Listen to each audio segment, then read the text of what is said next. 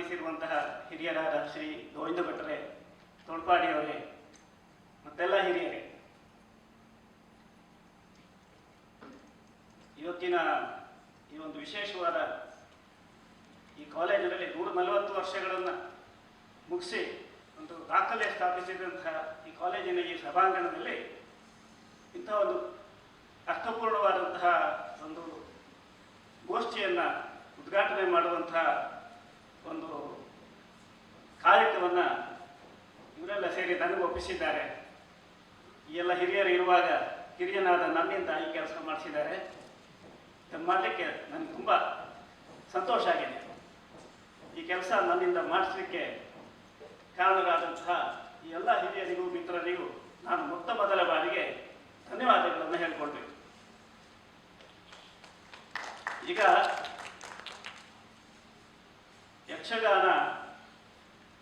ಯಕ್ಷಗಾನದ ಬಗ್ಗೆ ಯಾವಾಗಲೂ ಯಕ್ಷಗಾನ ಆಗಲಿ, ಯಾವುದೇ ಕಲೆ ಆಗಲಿ, ಯಾವುದೇ ವಿಷಯಗಳಾಗಲಿ, ನಾವು ಚಿಂತನಾಗೋಷ್ಠಿಗಳನ್ನು ಯಾವಾಗಲೂ ಮಾಡ್ತಾ ಇರ್ತೇವೆ. ಎಲ್ಲ ಕಡೆ ಮಾಡ್ತಾ ಇರ್ತಾರೆ. ಆದರೆ ಈ ಗೋಷ್ಠಿ ಹೆಸರಿನಲ್ಲೇ ಒಂದು ವಿಶೇಷ ಇದೆ. ಇದು ವರ್ತಮಾನದ ಬೆಳಕಿನಲ್ಲಿ ಮರುಚಿಂತನೆ. ಚಿಂತನೆಗಳು ತುಂಬ ಆಗಿದೆ, ಹಲವು ಬಗೆಯ ಚಿಂತನೆಗಳಾಗಿದೆ. ನಮಗೀಗಾಗಬೇಕಾಗಿದ್ದು ಮರುಚಿಂತನೆ ಎನ್ನುವುದನ್ನು ಎತ್ತಿ ಹೇಳಲಾಗಿದೆ. ನಂತರ ಈ ಗೋಷ್ಠಿಯ ಉದ್ದೇಶ, ಆಶಯ ಏನು ಅನ್ನುವುದನ್ನು ಇದಕ್ಕೆ ಸಂಬಂಧಿಸಿದಂತಹ ಪರಿಚಯ ಪತ್ರದಲ್ಲಿ ಕಾಣಿಸಿದ್ದಾರೆ. ನಂತರ ಶ್ರೀ ದಿನೇಶ್ ನಾಯಕ್ ಅವರು ಅದನ್ನು ನಮ್ಮೆದುರಿಗೆ ಈಗಾಗಲೇ ಮಂಡಿಸಿದ್ದಾರೆ. ಆದ್ದರಿಂದ ಆ ವಿಷಯಗಳ ಬಗ್ಗೆ ನಾನು ಪ್ರಸ್ತಾಪ ಮಾಡುವುದಿಲ್ಲ. ಏನು ಹೇಳುವುದಂದರೆ, 2 ನೆಲೆಗಳಲ್ಲಿ ನೋಡ್ಬೋದು ನಾವು ಈ ಸಂಗತಿಯನ್ನು. ಚಿಂತನೆ ಮರುಚಿಂತನೆ ಬಿಡೋಣ ಸದ್ಯ, ಮುಂದಾಗಲಿಕ್ಕಿರುವಂಥದ್ದು. ಯಕ್ಷಗಾನ 4-5 ಶತಮಾನಗಳಿಂದ ಈ ನೆಲದಲ್ಲಿ, ಈ ಮಣ್ಣಿನಲ್ಲಿ ಬೆಳೆದು ಈಗ ಒಂದು ವಿಶೇಷವಾದ ಸ್ಥಿತಿಯನ್ನು ತಲುಪಿದೆ. ಬಹುಶಃ ಒಂದು 50 ವರ್ಷಗಳ ಹಿಂದೆ ಅದರ ಕಲಾತ್ಮಕವಾದಂಥ ಒಂದು ಸ್ಥಿತಿಗೆ ಬರ್ತಾ, ಅದು ಬೆಳೀತಾ, ಅದರ ಒಂದು ಹಂತದವರೆಗೆ ದಾಟಿ ಈಗ ಅದರ ಇನ್ನೊಂದು ಹಂತಕ್ಕೆ ಬಹುಶಃ ಜಾರಿಗೊಳ್ತಾ ಇದೆ. ಆ ಹಂತದಲ್ಲಿ ಈ ರೀತಿಯ ಚಿಂತನೆಗಳನ್ನು ಏರ್ಪಡಿಸ್ತಾ ಇದ್ದಾರೆ. ಇದು ನಾವು ಸ್ವಲ್ಪ ಆಲೋಚಿಸಬೇಕಾದ್ದು ಮತ್ತು ಮೆಚ್ಚಬೇಕಾದದ್ದು. ನಂತರ ಇಂತಹ ಚಿಂತನೆ ನಡೆಸಲಿಕ್ಕೆ ಇಲ್ಲಿ ಯಕ್ಷಗಾನ ಅಕಾಡೆಮಿಯೇ ಮುಂದೆ ನಿಂತು ಇದನ್ನು ನಡೆಸ್ತಾ ಇದೆ. ಕಾಲೇಜಿನ ಸ್ಟ್ರೈಡ್ ಯೋಜನೆಯ ಜೊತೆಗೆ ಯಕ್ಷಗಾನ ಅಕಾಡೆಮಿ ಇಲ್ಲಿ ಕೈ ಜೋಡಿಸಿದೆ. ಅದು ಮೆಚ್ಚತಕ್ಕಂಥ, ಆಗಬೇಕಾದಂತಹ ಒಂದು ಕೆಲಸ. ಯಕ್ಷಗಾನ ಜಗತ್ತಿನ ಹಲವು ಬಗೆಯ ಪರಂಪರೆಯ ಸಾಂಪ್ರದಾಯಿಕ ಕಲಾ ಪ್ರಕಾರಗಳ ಹಾಗೆ ಅದು ಕಳೆದ 450 ವರ್ಷಗಳಲ್ಲಿ ಬೆಳೆದು ಈ ಒಂದು ಹಂತಕ್ಕೆ ಬರುವಾಗ ಅದು ಯಾವ ರೀತಿಯಲ್ಲಿದೆ ಅನ್ನೋದನ್ನು ನಾವು ಸ್ವಲ್ಪ ಅವಲೋಕನ ಮಾಡಿದರೆ, ಅದು ಒಂದು ಅರ್ಥದಲ್ಲಿ ಅದೊಂದು ಸಮಗ್ರ ರಂಗಭೂಮಿ. ನಾವು ಜಾಗತಿಕ ನೆಲೆಯ ಎಲ್ಲ ಸಾಂಪ್ರದಾಯಿಕ ರಂಗ ಪ್ರಕಾರಗಳನ್ನು ಮತ್ತು ಆಧುನಿಕ ರಂಗ ಪ್ರಕಾರಗಳನ್ನು ಗಮನದಲ್ಲಿ ಇಟ್ಕೊಂಡು ನೋಡೋದಾದರೆ ಅದನ್ನು ನಾವು ಸಮಗ್ರ ರಂಗಭೂಮಿ ಅಂತ ಧೈರ್ಯವಾಗಿ ಕರಿಬಹುದು, ಹೇಳ್ಬೋದು. 20ನೇ ಶತಮಾನದ 30ರ ದಶಕದಲ್ಲಿ ಟೋಟಲ್ ಥಿಯೇಟರ್ ಎನ್ನುವ ಒಂದು ಕಾನ್ಸೆಪ್ಟ್ ಬಂದಿತ್ತು ಯುರೋಪ್ನಲ್ಲಿ. ಜಾಕ್ ಕೊಪೋ ಅದನ್ನು ಪ್ರಾರಂಭದಲ್ಲಿ ಎತ್ತಿದ. ನಂತರ ತುಂಬ ಜನ ಅದನ್ನು ಮುನ್ನೆಲೆ ಇಟ್ಟಂದ್ರೆ ಆ ಚರ್ಚೆಯನ್ನು. ಒಟ್ಟ ಸಮಗ್ರ ರಂಗಭೂಮಿ ಹೇಗಿರಬೇಕು, ಏನು, ಅದು ಯಾವ ರೀತಿಯಲ್ಲಿ ಕೆಲಸ ಮಾಡ್ತದೆ, ಹೇಗೆ ಅದನ್ನು ನೋಡಬೇಕು, ಈ ವಿಷಯಗಳನ್ನು ಮುಂದಿಟ್ಟುಕೊಂಡು ರಂಗಭೂಮಿಯ ಸ್ವರೂಪ ಹೇಗಿರಬೇಕು ಅನ್ನೋ ವಿಷಯ ಎಲ್ಲ ಚರ್ಚೆ ಆಯಿತು. ಆಗ ರಂಗಭೂಮಿಯ ಸ್ವರೂಪಗಳ ನಿರ್ಣಯ ಮಾಡುವಾಗ ಪರಂಪರೆಯಲ್ಲಿ ಬಂದ, ಅಂದರೆ ಯುರೋಪಿನ ಪರಂಪರೆಯಲ್ಲಿ ಬಂದ ಬೇರೆ ಬೇರೆ ಬಗೆಯ ರಂಗ ಪ್ರಕಾರಗಳ ಅಂಶಗಳನ್ನು 19-20ನೇ ಶತಮಾನದಲ್ಲಿ ಯುರೋಪ್ನಲ್ಲಿ ಬೆಳೆದಂತಹ ರಂಗಭೂಮಿಯ ಹೊಸ ಆವಿಷ್ಕಾರಗಳನ್ನು, ಅದರ ಜೊತೆಗೆ ಪೂರ್ವ ದೇಶಗಳ ರಂಗ ಸಂಪ್ರದಾಯಗಳಿಂದ ಅದರ ಮೂಲ ಬೇರುಗಳನ್ನು ಹುಡುಕಿ ಅದರಲ್ಲಿ ಸಿಗಬಹುದಾದಂತಹ ಸತ್ವ ಏನಿದೆ ಅದನ್ನು ಹೀರಿಕೊಂಡು ನಾವು ಒಂದು ಬಗೆಯ ಹೊಸ ಕಾಲಕ್ಕೆ ಹೊಸ ಬಗೆಯ ಸಮಗ್ರವಾದ, ಸಂಪೂರ್ಣವಾದ ಅಥವಾ ಪರಿಪೂರ್ಣವಾದ ಸತ್ವಯುತವಾದಂಥ ಒಂದು ರಂಗ ಪ್ರಕಾರವನ್ನು, ರಂಗರೂಪವನ್ನು ಕಟ್ಟಿಕೊಳ್ಳಬೇಕು ಅಂತ ಕೊಪ್ಪೋ ಮುಂತಾದವರು ಭಾವಿಸಿದರು. ನಂತರ ಆ ವಾದಕ್ಕೆ ಹೋಗೊಟ್ಟು ತುಂಬ ಜನ ಆ 30ರ ದಶಕದ ನಂತರ ಪೂರ್ವ ದೇಶಗಳಿಗೆ ಲಗ್ಗೆ ಇಟ್ಟರು ಯುರೋಪಿನ ಬೇರೆ ಬೇರೆ ದೊಡ್ಡ ದೊಡ್ಡ ನಿರ್ದೇಶಕರು. ಚೀನಾ, ಜಪಾನ್ ಹಾಗೂ ಭಾರತ, ಇಂಡೋನೇಷ್ಯಾ, ಮಲೇಷ್ಯಾ, ಬಾಲಿ ಈ ದೇಶಗಳಲ್ಲಿರುವ ಪಾರಂಪರೆಯ ರಂಗ ಪ್ರಕಾರಗಳ ಅಂಶಗಳು ಏನು ಅನ್ನುವುದನ್ನು ಅಧ್ಯಯನ ಮಾಡಿದರು. ಈಗ ಅಧ್ಯಯನ ಮಾಡ್ತಾ ನಾವು ಈಗ ಯಾವುದನ್ನ ಆಧುನಿಕ ರಂಗಭೂಮಿಯ ಭಾರಿ ದೊಡ್ಡ ಸತ್ವ ಅಂತ ಹೇಳಿ ಹೇಳ್ತೇವೆ ಅದನ್ನೆಲ್ಲ ಹುಡುಕಿ ಅವರು ತಮ್ಮದಾಗಿ ಮಾಡಿಕೊಂಡ್ರು. ಅದು ಆಧುನಿಕ ರಂಗಭೂಮಿಯಲ್ಲಿ ಅದೆಲ್ಲ ಸೇರ್ಕೊಂಡು ಬಂದ್ಬಿಟ್ಟಿದೆ ಈಗ. ಆದರೆ ನಾವು ಮಾತ್ರ ಅಂತ ಕೆಲಸ ಮಾಡಲೇ ಇಲ್ಲ, ನಾವು ಅಲ್ಲೇ ಇದ್ದೇವೆ, ಮಾಡ್ತಾ ಇಲ್ಲ. ನಾವು ನಮ್ಮನ್ನ ಈಗಾಗಲೇ ದಿನೇಶ್ ನಾಯಕ್ ಅವರು ಹೇಳಿದ ಹಾಗೆ ನಮ್ಮದು ಬಾರಿ ಸಂಭ್ರಮಿಸುವ ವೈಭವಿಸುವ ಒಂದು ನೆಲೆಯಲ್ಲಿ ಮಾತ್ರ ನಿಂತುಬಿಟ್ಟಿದೆ. ಅದು ತಪ್ಪಲ್ಲ, ಅದಿದೆ, ಆ ಅಂಶ ನಮ್ಮ ಕಲೆಗಿದೆ. ಅದಕ್ಕೆ ನಾನು ಈಗಾಗಲೇ ಯಕ್ಷಗಾನವೇ ನಿಜವಾದ ಅರ್ಥದಲ್ಲಿ ಸಮಗ್ರವಾದ ರಂಗಭೂಮಿ ಅಂತ ಹೇಳಿದ್ದೆ. ನಾವು ನಾಟ್ಯಶಾಸ್ತ್ರದ ನೆಲೆಯಿಂದ ನೋಡುವಾಗ ಕೂಡ ಈಗ ನಾಟ್ಯಶಾಸ್ತ್ರದಲ್ಲಿ ಈ ವೃತ್ತಿಗಳು, ಧರ್ಮಿಗಳು ಹಾಗೂ ಅಭಿನಯದ 4 ಪ್ರಕಾರಗಳು ಹೀಗೆಲ್ಲ ಇದೆ. ಅವುಗಳೆಲ್ಲವನ್ನೂ ಸಂಪೂರ್ಣವಾಗಿ ಸರಿಯಾದ ರೀತಿಯಲ್ಲಿ ಬಳಸಿಕೊಂಡ, ಉಪಯೋಗಿಸಿಕೊಂಡ ಹಾಗೂ ಅಳವಡಿಸಿಕೊಂಡ, ಈ ಪದಗಳಿಗೆ ಸ್ವಲ್ಪ ಸಣ್ಣ ಸಣ್ಣ ಅರ್ಥದ ಲೇಯರ್ ಬೇರೆ ಇದೆ, ಅಂಥ ಒಂದು ರಂಗ ಪ್ರಕಾರ ಆಧುನಿಕ ಜಗತ್ತಿನಲ್ಲಿ ನಾವು ಕಾಣಬಹುದಾದರೆ ಅದು ಯಕ್ಷಗಾನ. ಅದರಿಂದ ಹಾಗೆ ಹೇಳಿದೆ. ನಂತರ ಯಕ್ಷಗಾನದಲ್ಲಿ ಈ ನಮಗೆಲ್ಲ ಗೊತ್ತಿರುವ ಹಾಗೆ ಯಕ್ಷಗಾನದ ಆಕೃತಿಯಲ್ಲಿ 2 ಸ್ವರೂಪ ಇದೆ. ಒಂದು ಅದರ ಭಾರತೀಯ ವೃತ್ತಿ ಪ್ರಧಾನವಾದ ತಾಳಮದ್ದಲೆ, ಇನ್ನೊಂದು ಅದರ ಸಮಗ್ರ ಆಟದ ರೂಪದ ಆಟ, ಯಕ್ಷಗಾನದ ಆಟ. ಆಟದಲ್ಲಿ ಎಲ್ಲವೂ ಇದೆ, ಅಂದರೆ ಎಲ್ಲ ವೃತ್ತಿಗಳು ಇದ್ದಾವೆ, ಎಲ್ಲ ಅಭಿನಯ ಪ್ರಕಾರಗಳು ಇದ್ದಾವೆ, ಎಲ್ಲ ಧರ್ಮಿಗಳು ಇದ್ದಾವೆ. ಅದರ ತಾಳಮದ್ದಲೆಯಲ್ಲಿ ಭಾರತೀಯ ವೃತ್ತಿ ಮಾತ್ರ ಪ್ರಧಾನವಾದ. ನಾನು ಅದನ್ನು ವಾಚಿಕಾಭಿನಯ ಅಂತ ಕರೆಯೋದಿಲ್ಲ, ವಾಚಿಕಾಭಿನಯ ಇದೆ, ಆದರೆ ವಾಚಿಕಾಭಿನಯಕ್ಕಿಂತಲೂ ಭಾರತೀಯ ವೃತ್ತಿ ಅನ್ನುವುದು ಪ್ರಧಾನ ತಾಳಮದ್ದಲೆ. ಆದರೆ ಅದಕ್ಕೂ ಅದರದ್ದೇ ಆದಂಥ ಒಂದು ಸತ್ವ ಇದೆ. ಕುಳಿತಲ್ಲೇ ಇಡೀ ಜಗತ್ತನ್ನು ನೋಡುವ, ಆಡುವ, ಹೇಳುವ, ವ್ಯಾಖ್ಯಾನಿಸುವ ಒಂದು ತಾಕತ್ತು ತಾಳಮದ್ದಲೆಯ ಅರ್ಥಧಾರಿಗಳಿಗಿದೆ.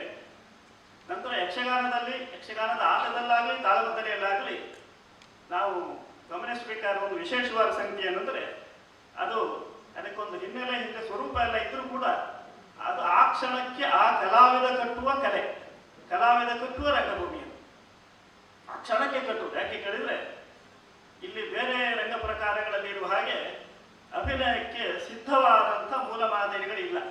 ಚೌಕಟ್ಟಿದೆ ಅಷ್ಟೇ, ಯಕ್ಷಗಾನಕ್ಕೆ ಒಂದು ಚೌಕಟ್ಟಿದೆ, ಆದರೆ ಅದರ ಅಭಿನಯಕ್ಕೆ ಮತ್ತು ವಾಚಿಕಕ್ಕೆ ಸಿದ್ಧವಾದ ಮೂಲ ಮಾದರಿ ಇಲ್ಲ. ಕಲಾವಿದ ತನ್ನ ಮನೋಧರ್ಮಕ್ಕೆ ಅನುಗುಣವಾಗಿ ತನ್ನ ಅರಿವು, ತನ್ನ ತಿಳುವಳಿಕೆ, ತನ್ನ ಕಲಾತ್ಮಕ ಅರಿವು, ತನ್ನ ಸಾಮಾಜಿಕ ಅರಿವು, ತನ್ನ ತಾತ್ವಿಕ ಚಿಂತನೆಗಳು ಇದೆಲ್ಲದನ್ನ ಕಲಾವಿದ ಈ ಕಲೆಯ ಚೌಕಟ್ಟಿನ ಒಳಗಿಂದ ಮತ್ತೆ ಸಮಾಜದಲ್ಲಿ ತಾನು ಏನು ಹೇಳಬೇಕು, ಏನನ್ನು ಮಂಡಿಸಬೇಕು ಅನ್ನೋದನ್ನು ಕೂಡ ತನ್ನ ಸಹ ಕಲಾವಿದರ ಜೊತೆಗೂಡಿ, ಯಾಕೆಂದ್ರೆ ಅದು ಮೇಳಕಲೆ, ಒಬ್ಬ ಮಾಡೋದಲ್ಲ, ತನ್ನ ಸಹ ಕಲಾವಿದರ ಜೊತೆಗೂಡಿ ಅವನು ಅದನ್ನು ತಾನು ಹೇಳಬೇಕಾದನ್ನು ಅಭಿವ್ಯಕ್ತಿಸ್ತಾನೆ. ಅಂದರೆ ಹೊಸ ಬಗೆಯಲ್ಲಿ ಅಭಿವ್ಯಕ್ತಿ ಪಡೆಯುವಂತಹ ಒಂದು ಕಲಾ ಪ್ರಕಾರ. ಇದು ಬೇರೆ ಕಡೆಯಲ್ಲಿ ಈ ರೀತಿಯದ್ದು ಕಡಿಮೆ. ಇನ್ನೊಂದು ಕಾಲದಲ್ಲಿ ಕೊಮಿದಿಯಾ ದೆಲ್ ಆರ್ಟೆ ಇತ್ತು, ಅದರಲ್ಲಿ ಹೀಗೆ ಇತ್ತಂತೆ. ಅದರ ಕೆಲವು ಏನು ಹೇಳಬೇಕು, ಅದನ್ನು ಹೋಲುವಂತಹ ಕೆಲವು ರೂಪಗಳು ಜಗತ್ತಿನ ಬೇರೆ ಬೇರೆ ಕಡೆಯಲ್ಲಿ ಇದ್ದಾವೆ, ಆದರೆ ಆ ಪ್ರಕಾರ ಈಗ ಇಲ್ಲ, ಹಾಗೆ ಇಲ್ಲ. ನಂತರ ಅದನ್ನು ಹೋಲುವ ಇದನ್ನು ಹೋಲುವ ಬೇರೆ ಪ್ರಕಾರಗಳು ಬೇರೆ ಕಡೆಯಲ್ಲಿ ಕಡಿಮೆ. ಹೆಚ್ಚಿನ ಕಲಾ ಪ್ರಕಾರಗಳಿಗೆ ಅದರ ಅಭಿನಯ ಮಾದರಿ ಇದೆ, ಅಭಿನಯದ ಕ್ರಮ ಇದೆ. ಈ ಆಧುನಿಕ ರಂಗಭೂಮಿಗೆ ಬಂದರೂ ಕೂಡ ಅದಕ್ಕೊಂದು ಕ್ರಮ ಇದೆ. ಅದು ನಾಟಕ ಮತ್ತು ಸಂದರ್ಭ ಹೊಂದ್ಕೊಂಡು ಬೇರೆ ಆಗ್ತಾ ಹೋಗ್ತದೆ. ಆದರೆ ಯಕ್ಷಗಾನದಲ್ಲಿ ಹಾಗಲ್ಲ. ಕುಡಿಯಾಟದಲ್ಲಿ, ಕಥಕಳಿಯಲ್ಲಿ ಅಭಿನಯ ಮನೋಧರ್ಮಾಭಿನಯ ಅಂತ ಹೇಳ್ತಾರೆ. ನಾವು ಇಂಪ್ರೂವೈಸೇಷನ್ ಅಂತ ಏನು ಹೇಳ್ತೇವೆ ಆಧುನಿಕ ರಂಗಭೂಮಿಯಲ್ಲಿ, ಮನೋಧರ್ಮಾಭಿನಯ ಅಂತ ಇದೆ ಅವರಲ್ಲಿ. ಆದರೆ ಆ ಮನೋಧರ್ಮಾಭಿನಯ ಆ ಚೌಕಟ್ಟಿಗೆ ಅದರ ಅಭಿನಯದ ಚೌಕಟ್ಟು ಬೇರೆ ಇದೆ. ಮುದ್ರೆಗಳು, ಮುಖಮುದ್ರೆ, ಕಣ್ಣಿನ ಮುದ್ರೆಗಳು, ಕೈ ಮುದ್ರೆಗಳು, ಅಂಗಮುದ್ರೆಗಳು ಇವುಗಳನ್ನೆಲ್ಲ ಬಳಸುವುದರ ಮೂಲಕ ಆ ಭಾಷೆಯೊಳಗೆ ಮಾತ್ರ ಹೇಳಲಿಕ್ಕೆ ಸಾಧ್ಯ. ಅಂದ್ರೆ ಆ ಚೌಕಟ್ಟಿನ ಒಳಗೆ ಮಾತ್ರ ಅದು ಪ್ರಕಟಗೊಳ್ಳಿಕ್ಕೆ ಸಾಧ್ಯ. ಆದರೆ ಯಕ್ಷಗಾನದಲ್ಲಿ ಹಾಗಲ್ಲ. ಯಕ್ಷಗಾನದಲ್ಲಿ ತಾಳ ಕುಣಿತ ಇದಕ್ಕೆಲ್ಲ ಒಂದು ಕ್ರಮ ಇದೆ, ಚೌಕಟ್ಟಿದೆ, ಎಲ್ಲ ಇದ್ರೂ ಕೂಡ ಅಭಿನಯವನ್ನು ಹೀಗೆ ಮಾಡಬೇಕು, ಮಾತನ್ನು ಹೀಗೆ ಆಡಬೇಕು, ಇಂಥದ್ದೇ ಮಾತಾಡಬೇಕು, ಯಾವುದಕ್ಕೂ ಲಿಖಿತವಾದದ್ದು ಏನೂ ಇಲ್ಲ. ಕಲಾವಿದ ತನ್ನ ಅಧ್ಯಯನದಿಂದ, ತನ್ನ ಅಭ್ಯಾಸದಿಂದ, ತನ್ನ ಕೌಶಲ್ಯದಿಂದ ಕಲಾವಿದ ಪ್ರೇಕ್ಷಕರ ಜೊತೆಗೆ ಸಹಸ್ಪಂದಿಸ್ತಾ ಆ ಕ್ಷಣದಲ್ಲಿ, ಆ ನೆಲದಲ್ಲಿ, ಆ ಮುಹೂರ್ತದಲ್ಲಿ ಕಟ್ಕೊಡ್ತಾ ಹೋಗ್ತಾರೆ. ಅದು ಯಕ್ಷಗಾನ ಕಲೆ ಒಂದು ಏನು ಹೇಳಬೇಕು, ಭಾರಿ ದೊಡ್ಡ ಶಕ್ತಿ. ನಾವು ದಕ್ಷಿಣ ಕನ್ನಡ ಜಿಲ್ಲೆಯವರಿಗೆ ಇದನ್ನು ಹೇಳಬೇಕಾಗಿಲ್ಲ. ಉತ್ತರ ದಕ್ಷಿಣ ಕನ್ನಡ, ಉಡುಪಿ, ಶಿವಮೊಗ್ಗ ಈ ಜಿಲ್ಲೆಯವರಿಗೆ ಇದನ್ನೆಲ್ಲ ನೋಡಿ ಗೊತ್ತಿರೋದ್ರಿಂದ ಆ ವಿಷಯ ನಾನು ಹೇಳಬೇಕಾಗಿಲ್ಲ. ಯಾಕಂದ್ರೆ ಅದು ಎಷ್ಟು ದೊಡ್ಡ ಶಕ್ತಿ ಅನ್ನೋದನ್ನ ನೀವೆಲ್ಲ ನೋಡಿ ಅನ್ವಯಿಸಿದವರಾಗೋದ್ರಿಂದ ಅದನ್ನು ಹೇಳಬೇಕಾಗಿಲ್ಲ. ಆದರೆ ಇದಂತೂ ಕೊಪ್ಪೋ ಹೇಳಿದ ಸಮಗ್ರ ಥಿಯೇಟರ್ ಅನ್ನೋದೇನಿದೆ, ನಿಜವಾದ ಅರ್ಥದಲ್ಲಿ ಒಂದು ಪರಿಪೂರ್ಣವಾದಂತಹ ಒಂದು ರಂಗ ಪ್ರಕಾರ ಇದ್ದರೆ ಅದು ಯಕ್ಷಗಾನ. ಜಗತ್ತಿನಲ್ಲಿ ಒಂದು ನೆಲೆ. ಈಗ ಅದರ ಮುಂದಿನ ನೆಲೆಗೆ ಹೋದರೆ ಯಕ್ಷಗಾನಕ್ಕೆ ಒಂದು ಪರಂಪರೆ ಇದೆ, ಒಂದು ಸಂಪ್ರದಾಯ ಇದೆ. ನಾನು ಈಗಾಗಲೇ ಹೇಳಿದ ಚೌಕಟ್ಟು ಹೇಳಿದ್ನಲ್ಲ, ಅದಕ್ಕೂ ಅದೊಂದು ಕ್ರಮ ಇದೆ. ಈಗ ಅಭಿನಯದಲ್ಲಿ ಕಲಾವಿದರಿಗೆ ಸ್ವಾತಂತ್ರ್ಯ ಇದೆ, ಆದರೆ ಚೌಕಟ್ಟಿದೆ. ನಂತರ ಒಂದು ಸ್ವರೂಪ ಇದೆ. ಯಕ್ಷಗಾನದ ಆಕೃತಿ ಮತ್ತು ಅಥವಾ ಅದರ ಸ್ವರೂಪ ಏನಿದೆ ಅದನ್ನು ದಾಟಿ ಹೋಗಲಿಕ್ಕೆ ತುಂಬ ಕಷ್ಟ ಇದೆ. ಅದು ಒಂದು ಹಂತದವರೆಗೆ ಬೆಳೆದು ಬಹುಶಃ ಈಗ ಅದು ಬೇರೆ ರೀತಿಯಲ್ಲಿ ದಾಟಲಿಕ್ಕೆ ಶುರುವಾಗಿಬಿಟ್ಟಿದೆ. ಆ ರೀತಿಯಲ್ಲಿ ಅದನ್ನು ದಾಟುವುದು ಹೇಗೆ ಅನ್ನೋದೊಂದು ಸಮಸ್ಯೆ ಆಗಿದೆ. ಆದ್ದರಿಂದ ನಾವೀಗ ಇಂಥ ಗೋಷ್ಠಿಗಳಲ್ಲಿ ಚರ್ಚಿಸಬೇಕಾದಂತಹ ಸಂಗತಿ ಏನಿದೆ ಏನಂದರೆ, ಯಕ್ಷಗಾನದ ಪರಂಪರೆ ಇದೆಯಲ್ಲ, ಅದು ಹಲವು ನೆಲೆಗಳಲ್ಲಿ ನಾವು ಈ ಸಮಸ್ಯೆಗಳನ್ನು ದಾಟ್ಕೊಳ್ಬೋದು. ಈ ಸಮಸ್ಯೆಗಳನ್ನು ಏನು ಹೇಳ್ಬೋದು? ಒಂದು ಬಹುಶಃ ಪರಂಪರೆ ಮತ್ತು ಆಧುನಿಕತೆ ಇವುಗಳ ಜೊತೆಗಿನ ತಾಕಲಾಟ ಹೇಗೆ, ಪರಂಪರೆ ಮತ್ತು ಸಾಮಾಜಿಕತೆ, ಆಧುನಿಕತೆ ಮತ್ತು ಸಾಮಾಜಿಕತೆಯನ್ನು ಬೇರೆ ಅರ್ಥಗಳಲ್ಲಿ ಹೇಳ್ತಾ ಇದ್ದಾನೆ, ಇವುಗಳ ಜೊತೆಗಿನ ತಾಕಲಾಟ ಹೇಗೆ, ಮತ್ತೆ ಹೊಸ ಪರಿಷ್ಕಾರ ಹೇಗೆ, ಪರಂಪರೆ ಇದೆ, ಪರಿಷ್ಕಾರ ಹೇಗೆ, ಪರಿಷ್ಕಾರ ಆಗದೆ ಹೋದರೆ ಯಾವುದೇ ಕಲೆ, ಯಾವುದೇ ಸಂಗತಿಯು ನಿಲ್ಲೋದಿಲ್ಲ, ಕಾಲಕಾಲಕ್ಕೆ ಪರಿಷ್ಕಾರಗೊಳ್ತಾ ಹೋಗುತ್ತದೆ. ಆದರೆ ಒಂದು ಪರಂಪರೆಯ ಬೇರು ಇದೆ, ಪರಂಪರೆ ಜೊತೆಗೆ ಪರಿಷ್ಕಾರ ಹೇಗೆ, ಇದೊಂದು ಸಮಸ್ಯೆ ಇದೆ. ನಂತರ ಪ್ರಯೋಗ, ಹೊಸ ಹೊಸ ಬಗೆಯ ಪ್ರಯೋಗಗಳು ಪರಿಷ್ಕಾರದ ನೆಲೆಯಲ್ಲಾಗಲಿ ಬೇರೆ ಬೇರೆ ನೆಲೆಯಲ್ಲಾಗಲಿ ಆಗ್ತಾ ಹೋಗಬೇಕಾಗ್ತದೆ.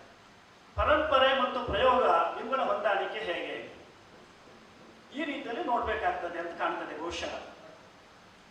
ಅಂದರೆ ಇನ್ನು ಈ ಪಟ್ಟಿ ಉದ್ದ ಮಾಡ್ಬೋದು ಈ ರೀತಿಯಲ್ಲಿ. ಆದ್ದರಿಂದ ಇದನ್ನು ವಿಸ್ತರಿಸಲಿಕ್ಕೆ ಹೋಗುತ್ತದೆ. ಯಾಕಂದರೆ ಮುಂದೆ ಗೋಷ್ಠಿಯಲ್ಲಿ ಮಾತಾಡಲಿಕ್ಕೆ ಇರುವಂತಹ ಗಣ್ಯರೆಲ್ಲ, ಹಿರಿಯರೆಲ್ಲ ಈ ಸಂಗತಿಗಳನ್ನು ಚರ್ಚಿಸಲಿಕ್ಕೆ ಇರ್ತಾರೆ. ಬೇರೆ ಬೇರೆ ಅವರವರ ಮೇಲೆ ಚರ್ಚಿಸ್ತಾರೆ. ಯಾಕೆಂದರೆ ಗೋಷ್ಠಿ ವಿಷಯಗಳು ಹಾಗೆಲ್ಲ ಇದೆ. ಯಕ್ಷಗಾನ ಒಂದು ಲೀಲೆಯಾಗಿ, ಯಕ್ಷಗಾನ ಅದರಲ್ಲಿ ತಾತ್ವಿಕತೆಯ ಪ್ರಸ್ತಾವ ಹೇಗೆ ಬರ್ತದೆ, ತಾತ್ವಿಕ ನೆಲೆಯನ್ನು ಹೇಗೆ ಯಕ್ಷಗಾನ ಮಂಡಿಸ್ತದೆ, ಸಾಮಾಜಿಕ ನೆಲೆ ಹೇಗೆ, ಇತ್ಯಾದಿ ಸಂಗತಿಗಳೆಲ್ಲ ಮುಂದೆ ಚರ್ಚಿಸಲಿಕ್ಕಿದೆ. ಆದ್ದರಿಂದ ಆ ಸಂಗತಿಗಳ ಬಗ್ಗೆ ನಾನು ಮಾತಾಡೋದನ್ನು ಸೂಚಿಸ್ತಾ ಇದ್ದೇನೆ ಅಷ್ಟೇ. ಈಗ ಪರಂಪರೆ ಆಕೃತಿಯ ನೆಲೆ ಒಂದಿದೆ, ಯಕ್ಷಗಾನಕ್ಕೆ ಒಂದು ಸ್ವರೂಪ ಇದೆ. ಪರಂಪರೆ ಇಷ್ಟು ವರ್ಷಗಳಲ್ಲಿ ಅದು ಒಂದು ಆಕಾರಕ್ಕೆ ತಂದು ಕೊಟ್ಟುಬಿಟ್ಟಿದೆ. ಅಭಿವ್ಯಕ್ತಿಯ ಸ್ವರೂಪ, ನಂತರ ಪರ ಸ್ವರೂಪ ಎರಡಕ್ಕೆ. ಅದನ್ನು ಇಟ್ಟುಕೊಂಡು ನಾವೀಗ ಆಧುನಿಕ ಕಾಲದ ವಿಷಯಗಳಿಗೆ, ಆಧುನಿಕ ಕಾಲದ ಸಮಸ್ಯೆಗಳಿಗೆ, ಆಧುನಿಕ ಬದುಕಿಗೆ ನಾವು ಹೇಗೆ ಸ್ಪಂದಿಸಬೇಕು, ಇದನ್ನು ಹೇಗೆ ನಾವು ಕಾಣಿಸಬೇಕು, ಇದು ಒಂದು ಪ್ರಶ್ನೆ. ಇಂಥ ಚರ್ಚೆಗಳು, ಇಂಥ ಪ್ರಯೋಗಗಳು ಆಗಿವೆಯೇ? ಕೆಲವು ಸಂದರ್ಭದಲ್ಲಿ ಆಗಿದೆ, ಕೆಲವು ಸಂದರ್ಭದಲ್ಲಿ ಆಗಿಲ್ಲ.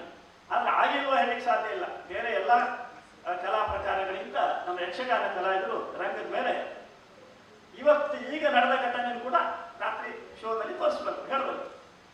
ಅದನ್ನು ಹೇಳುವಾಗ ಸಮಸ್ಯೆ ಏನಾಗ್ತದೆ ಕೇಳಿದರೆ, ಅದು ಆ ಕ್ಷಣಕ್ಕೆ ಪ್ರೇಕ್ಷಕರನ್ನು ಸೆಳೆಯುವ, ಪ್ರೇಕ್ಷಕರಿಗೆ ಒಂದು ಏನು ಚುರುಕು ಮುಟ್ಟಿಸುವ ಒಂದು ಮಾತಾಗಿ ಬಂದು ಹೋಗ್ತದೆ. ಬಿಟ್ಟರೆ ಆ ಸಂಗತಿ ಅದರ ಅಂತರ್ಗತವಾದ ಸಂಗತಿಯಾಗಿ ಹೊರಗೆ ಬರೋದಿಲ್ಲ. ಅಂದರೆ ಮಾತಿನ ಚಾಕಚಕ್ಯತೆಯಲ್ಲಿ ಹಾದು ಬರ್ಬೋದು ಅದೆಲ್ಲ ಬಿಟ್ಟರೆ ಸಂಗತಿಗಳು ಅಂದರೆ ಸಮಕಾಲೀನ ಸಂಗತಿಗಳು ಹಾಗೆ ಬರ್ತದೆ ಬಿಟ್ಟರೆ ಅದು ಒಟ್ಟಾರೆ ಚೌಕಟ್ಟಿನಲ್ಲಿ ಒಟ್ಟಾರೆ ಆಕೃತಿಯೊಳಗೆ ಅದು ಮೂಡಿ ಬರೋದಿಲ್ಲ. ಅದಕ್ಕೆ ಬೇರೆ ಜಾತಿಯ ಅಧ್ಯಯನ ಬೇಕಾಗ್ತದೆ. ಆ ಅಧ್ಯಯನಕ್ಕೆ ಬೇಕಾದಂಥ ಒಂದು ಸಂದರ್ಭವಾಗಲಿ ಒಂದು ವಾತಾವರಣವಾಗಲಿ ಅದು ಕಲಾವಿದರ ನೆಲೆಯಲ್ಲಾಗಲಿ ಪ್ರೇಕ್ಷಕರ ನೆಲೆಯಲ್ಲಾಗಲಿ ರೂಪುಗೊಳ್ತಾ ಇಲ್ಲ. ಅದಕ್ಕೆ ನೆಪ ಇರ್ಬೋದು, ನಾನು ಆಡಿದ ಮಾತಿಗೆ ನೆಪಗಳೆಲ್ಲ ಇದ್ದಾವೆ, ಇಂಥ ಪ್ರಯೋಗಗಳು ಪ್ರಯತ್ನಗಳೆಲ್ಲ ನಡೆದಿದೆ. ಆದರೆ ಅದು ಒಟ್ಟು ದೊಡ್ಡ ಪ್ರಮಾಣದಲ್ಲಿ ನಡೆದಿಲ್ಲ. ಅಂಥದ್ದು ನಡಿಬೇಕು. ಅದು ನಡೆದಾದರೆ ಹೇಗೆ? ಇದು ಒಂದು ಪ್ರಶ್ನೆ. ಅಂದರೆ ಆಧುನಿಕ ಸಮಸ್ಯೆಗಳನ್ನು ಆಧುನಿಕ ಕಾಲದ ತಲ್ಲಣಗಳನ್ನು ನಾವು ಹೇಗೆ ಈ ಚೌಕಟ್ಟಿನ ಒಳಗೆ ಹೇಳಲಿಕ್ಕೆ ಸಾಧ್ಯ ಆಗ್ತದೆ? ಇದು ಒಂದು. ಇದು ಪರಂಪರೆ ಪರಿಷ್ಕಾರ ಹೇಗೆ ಪರಿಷ್ಕಾರಗೊಳ್ತಾ ಹೋಗಬೇಕಾಗ್ತದೆ. ನಾವು ಇತ್ತೀಚಿನ ಸಂದರ್ಭದಲ್ಲಿ ಹಲವು ಬಗೆಯ ಪರಿಷ್ಕಾರಗಳನ್ನು ನೋಡಿದ್ದೇವೆ. ಆದರೆ ಈ ಹೆಚ್ಚಿನ ಪರಿಷ್ಕಾರಗಳು ಅದು ಯಾವುದೋ ಕಾಲದಲ್ಲಿ ನಿಂತು ಬಿಟ್ಟಿದೆ. ಇತ್ತೀಚಿನ ಕಳೆದ ಒಂದು 20-25 ವರ್ಷಗಳಿಂದ ಬಂದಂತಹ ಪರಿಷ್ಕಾರದ ರೂಪಗಳು ಹೇಗಿದ್ದಾವೆ ಕೇಳಿದ್ರೆ ಅದು ಆ ಕಲೆಯ ಒಟ್ಟು ಒಂದು ಕಲಾತ್ಮಕ ಚೌಕಟ್ಟು ಅನ್ನೋದು ಒಂದು ಇದೆಯಲ್ಲ, ಸ್ವರೂಪ ಅಂತ ಇರ್ತದಲ್ಲ, ಅದಕ್ಕೆ ಹೊಂದಿಕೆ ಆಗೋದಿಲ್ಲ, ಹೆಚ್ಚಿನ ಹೊಂದಿಕೆ ಆಗೋದಿಲ್ಲ. ಅದು ಇಲ್ಲೆಲ್ಲ ಇರುವ ಕಲಾಭಿಮಾನಿಗಳಿಗೆ ಕಲಾವಿದರಿಗೆ ಗೊತ್ತದು. ಅದು ನಾನೊಂದು ದೃಷ್ಟಿ ಹೇಳಬೇಕಾಗಿಲ್ಲ. ಅದು ವೇಷಭೂಷಣಗಳಲ್ಲಾಗಲಿ, ಕುಣಿತದ ವಿಧಾನಗಳಲ್ಲಾಗಲಿ, ಅಥವಾ ಮಾತಿನ ವೈಖರಿಯಲ್ಲಾಗಲಿ, ಮಾತಿನ ಶೈಲಿಯಲ್ಲಾಗಲಿ, ನಂತರ ಮಾತನ್ನು ಅಥವಾ ಅಭಿನಯಿಸುವ ವಿಧಾನದಲ್ಲಾಗಲಿ ಏನೋ ಮಾಡ್ತಾರೆ, ಹೊಸ ಮಾಡ್ತಾರೆ. ಆದರೆ ಆ ಕಲೆಯ ಒಂದು ಚೌಕಟ್ಟು ಇದೆಯಲ್ಲ, ಅದೊಂದು ಆಕಾರ ಇದೆಯಲ್ಲ, ಆ ಆಕೃತಿಗೆ ಅದು ಹೊಂದಿಕೆ ಆಗೋದಿಲ್ಲ. ಈ ಕಲೆಯ ಮುಖ್ಯವೇ ಅಂತ ಕೇಳ್ಬೋದು, ಅದು ಬೇರೆ. ನಂತರ ಕಲಾವಿದರು ಬದುಕೋದು ಬೇಡವೆ, ಪ್ರೇಕ್ಷಕರು ಏನು ಕೇಳ್ತಾರೆ ಅದನ್ನು ನಾವು ಕೊಡ್ತಾ ಇದ್ದೇವೆ. ಇದೆಲ್ಲ ಚರ್ಚೆ ನಾವು 30-40 ವರ್ಷದಿಂದ ಕೇಳಿದ ಚರ್ಚೆ ಇದೆ. ಅದೆಲ್ಲ ಇದೆ, ಸರಿ, ತಪ್ಪಲ್ಲ. ಆದರೆ ಅದು ಕಲೆಯ ಸ್ವರೂಪದೊಳಗೆ ಇರಬೇಕಲ್ಲ ಅನ್ನೋದು ಪ್ರಶ್ನೆ. ಅದು ಹೇಗೆ? ಅದರ ಬಗ್ಗೆ ಪ್ರಯತ್ನಿಸಿದಂತಹ ಕಲಾವಿದರು ಕಷ್ಟಪಡಬೇಕಾಗ್ತದೆ ಕೊನೆಗೆ. ಅಂದರೆ ಯಾವ ಕಲಾವಿದರು ಮತ್ತೆ ಯಾವ ಪ್ರೇಕ್ಷಕರು, ಯಾವ ಕಲಾಭಿಮಾನಿಗಳು ಅಂತ ಪ್ರಯತ್ನ ಮಾಡಲಿಕ್ಕೆ ಹೋಗ್ತಾರೋ ಅವರಿಗೆ ಸಾಕಷ್ಟು ಬೆಂಬಲ ಸಿಗೋದಿಲ್ಲ. ಇಂತಹ ಸಮಸ್ಯೆ ಎಲ್ಲ ಇದೆ. ಅಂದರೆ ಪರಿಷ್ಕಾರ ಒಂದು ನೆಲೆಯಲ್ಲ, ಹಲವು ನೆಲೆಗಳಲ್ಲಿ ನಾನು ಪರಿಷ್ಕಾರ ಹೇಳ್ತಾ ಇರೋದು. ಅದು ಒಂದು ಸಮಸ್ಯೆ ಇದೆ, ಅದೊಂದು ಚರ್ಚಿಸಬೇಕಾದಂತಹ ಸಂಗತಿ. ಇನ್ನೊಂದು ಪರಂಪರೆ ಇದೆ, ಪ್ರಯೋಗ ಹೇಗೆ ಅನ್ನೋದು. ಪ್ರಯೋಗಗಳು, ನಾನು ಪ್ರಯೋಗ ಸ್ವಲ್ಪ ಬೇರೆ ಅರ್ಥದಲ್ಲಿ ಹೇಳ್ತಾ ಇದ್ದೇನೆ. ಹೊಸ ಬಗೆಯ ಪ್ರಯೋಗಗಳು ಈ ಪರಂಪರೆಯನ್ನು ಆಧರಿಸಿ, ಈ ಸ್ವರೂಪವನ್ನು ಚೌಕಟ್ಟನ್ನು ಆಧರಿಸಿ ಹೊಸ ಬಗೆಯ ಪ್ರಯೋಗಗಳು ಆಗ್ತಾ ಇವೆ. ಹೇಗೆ ಆಗ್ತಾ ಇದ್ದಾರೆ, ಆಗ್ಲಿಕ್ಕೆ ಸಾಧ್ಯ ಇದೆಯೇ, ಆಗೋದಾದ್ರೆ ಹೇಗೆ, ಆದದ್ದು ಇದೆಯೇ ಇತ್ಯಾದಿ.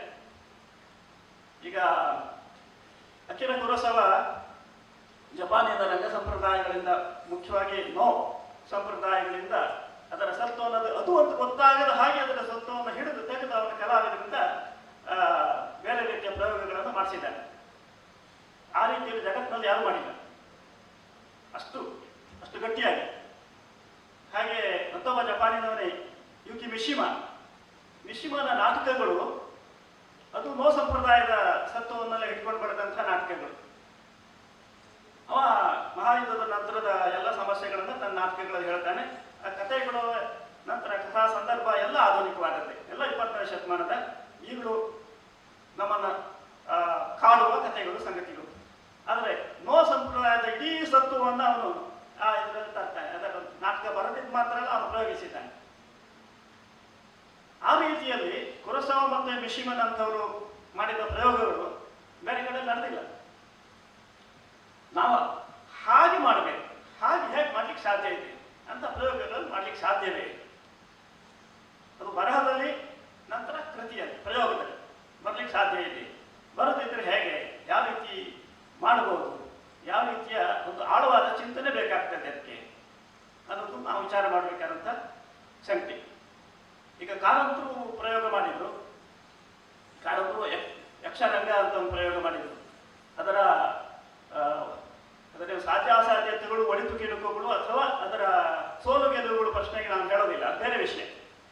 ಅದರಲ್ಲಿ ಸೋಲು ಯಾವಾಗಲೂ ಗೆಲುವೆ, ಗೆಲ್ಲಬೇಕಂತಿಲ್ಲ ಪ್ರಯೋಗ, ಸೋಲು ಗೆಲ್ಲುವುದು ಪ್ರಶ್ನೆ ಇರುತ್ತಿಲ್ಲ. ಆದರೆ ಕಾರಂತರು ಪ್ರಯೋಗ ಮಾಡಿದಾಗ, ಯಕ್ಷರಂಗದ ಪ್ರಯೋಗ ಮಾಡಿದಾಗ ಕಾರಂತರೇ ಅದನ್ನು ನೇರ ಇಟ್ಕೊಂಡು ಮಾಡಿದಂಥ ನೃತ್ಯ ನಾಟಕ ಅಂತ ಹೇಳ್ಕೊಂಡಿದ್ರು.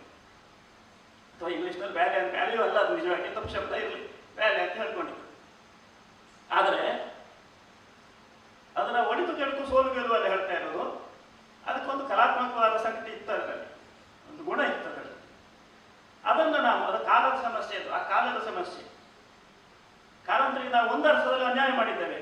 ಅದು ಮಾಡಿದ್ದು ತಪ್ಪಾದರೂ ಅಡ್ಡಿಲ್ಲ, ಆದರೆ ಅದರಲ್ಲಿ ಸಮಸ್ಯೆ ಇದ್ರೂ ಅಡ್ಡಿಲ್ಲ. ಅದು ಇಂಥದ್ದು ಒಂದು ಪ್ರಯೋಗ ಅಂತ ಹೇಳಿ ನಾವು ಒಪ್ಕೊಂಡಿಲ್ಲ. ನಾವು ಪರಂಪರೆಯವರು, ಯಕ್ಷಗಾನದವರು, ಕಾರಂತರು ಯಕ್ಷಗಾನ ಹಾಳು ಮಾಡಿದ್ರು ಅಂತ ಹೇಳ್ಕೊಂಡೆವು. ಈಚೆಗೆ ಆಧುನಿಕ ರಂಗಭೂಮಿಯವರು ಕಾರಂತರು ಯಕ್ಷಗಾನ ಮಾಡಿದ್ದು ಅಂತ ಅದನ್ನು ಬಿಟ್ಟುಬಿಟ್ರು. ನಿಜವಾಗಿ ಆಧುನಿಕ ರಂಗಭೂಮಿಯವರು ನಾವು ಮಾಡ್ತಾ ಇರುವ ಒಂದು ಪ್ರಯೋಗ ಕಾರಂತರು ಆ ರೀತಿಯಲ್ಲಿ ಮಾಡಿದ್ದಾರೆ ಅಂತ ತಿಳ್ಕೊಳ್ಬೇಕಿತ್ತು. ಅದನ್ನು ನಾವು ಈಚೆ ಕಡೆಯವರು ಮಾಡಿಲ್ಲ. ಆದರೆ ಅದರ ನಂತರ ಅದು ಅಲ್ಲಿಗೆ ನಿಂತು ಹೋಗಿಬಿಟ್ಟು ಅದರ ಮುಂದುವರಿಕೆ ಏನೂ ಆಗ್ತಾ ಇಲ್ಲ. ಆ ನಂತರ ಯಕ್ಷಗಾನದ ಅಂಶಗಳನ್ನು ಬಳಸಿಕೊಂಡು ಯಕ್ಷಗಾನೀಯವಾಗಿ ಯಕ್ಷಗಾನದ ಕಲಾವಿದರನ್ನು ಬಳಸಿಕೊಂಡು ಕೆಲವು ಪ್ರಯೋಗಗಳೆಲ್ಲ ಆಗಿದ್ದಾರೆ.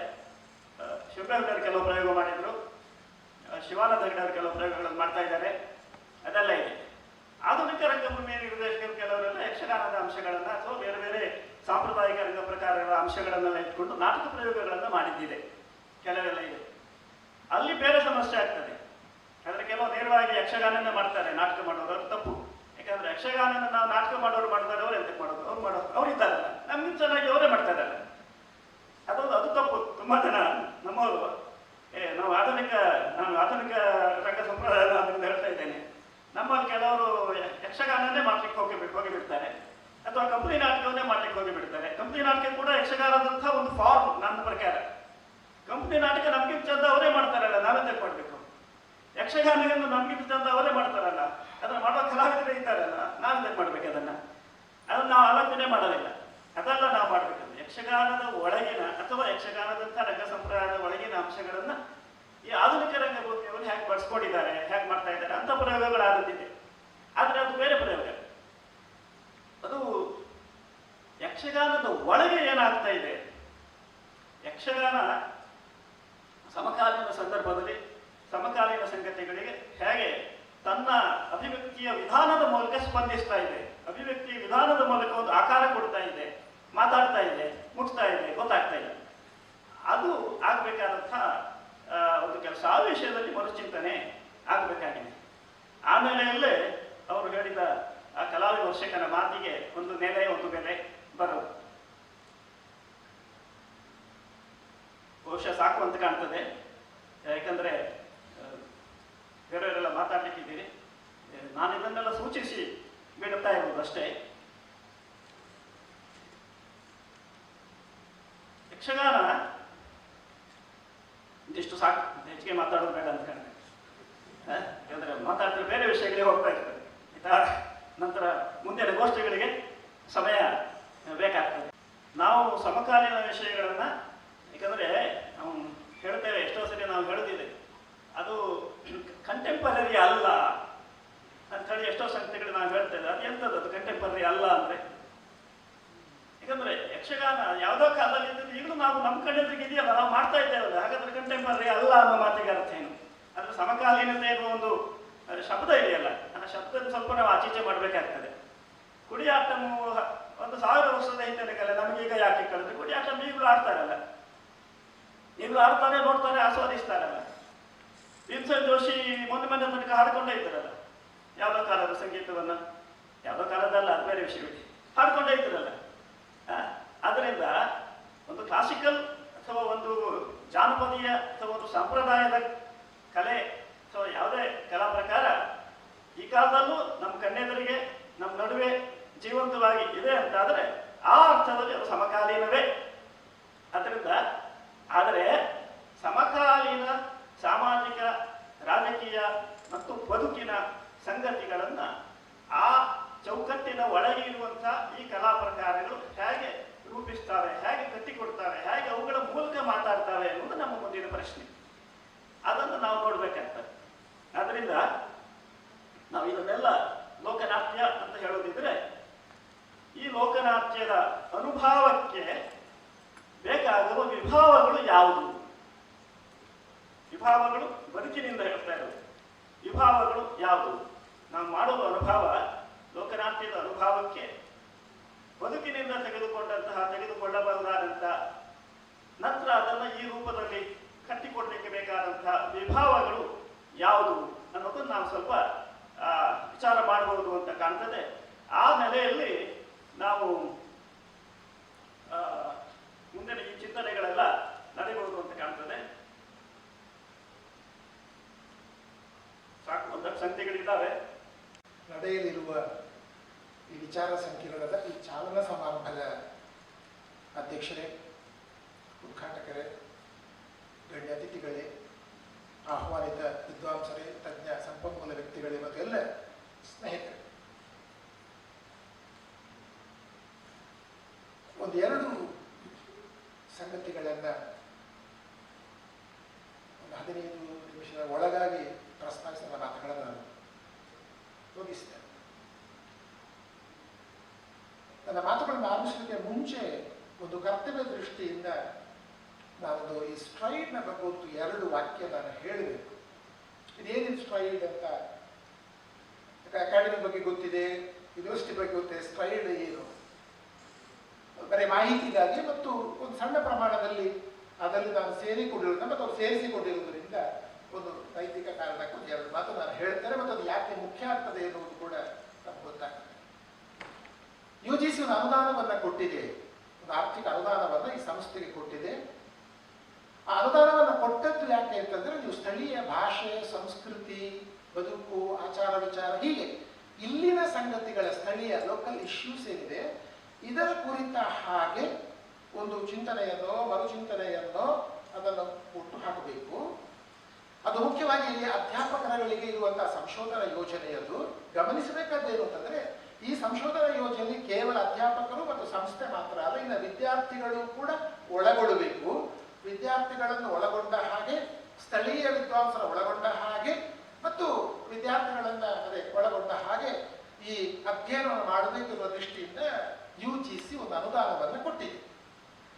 ನಾನು ಇದನ್ನು ಸ್ಟ್ರೈಡ್ ಅಂತ ಕರೀತಾರೆ, ಅಧ್ಯಾಪಕರಿಗೆ ಕೊಟ್ಟ ಒಂದು ಸಂಶೋಧನಾ ಅನುದಾನ ಯೋಜನೆ.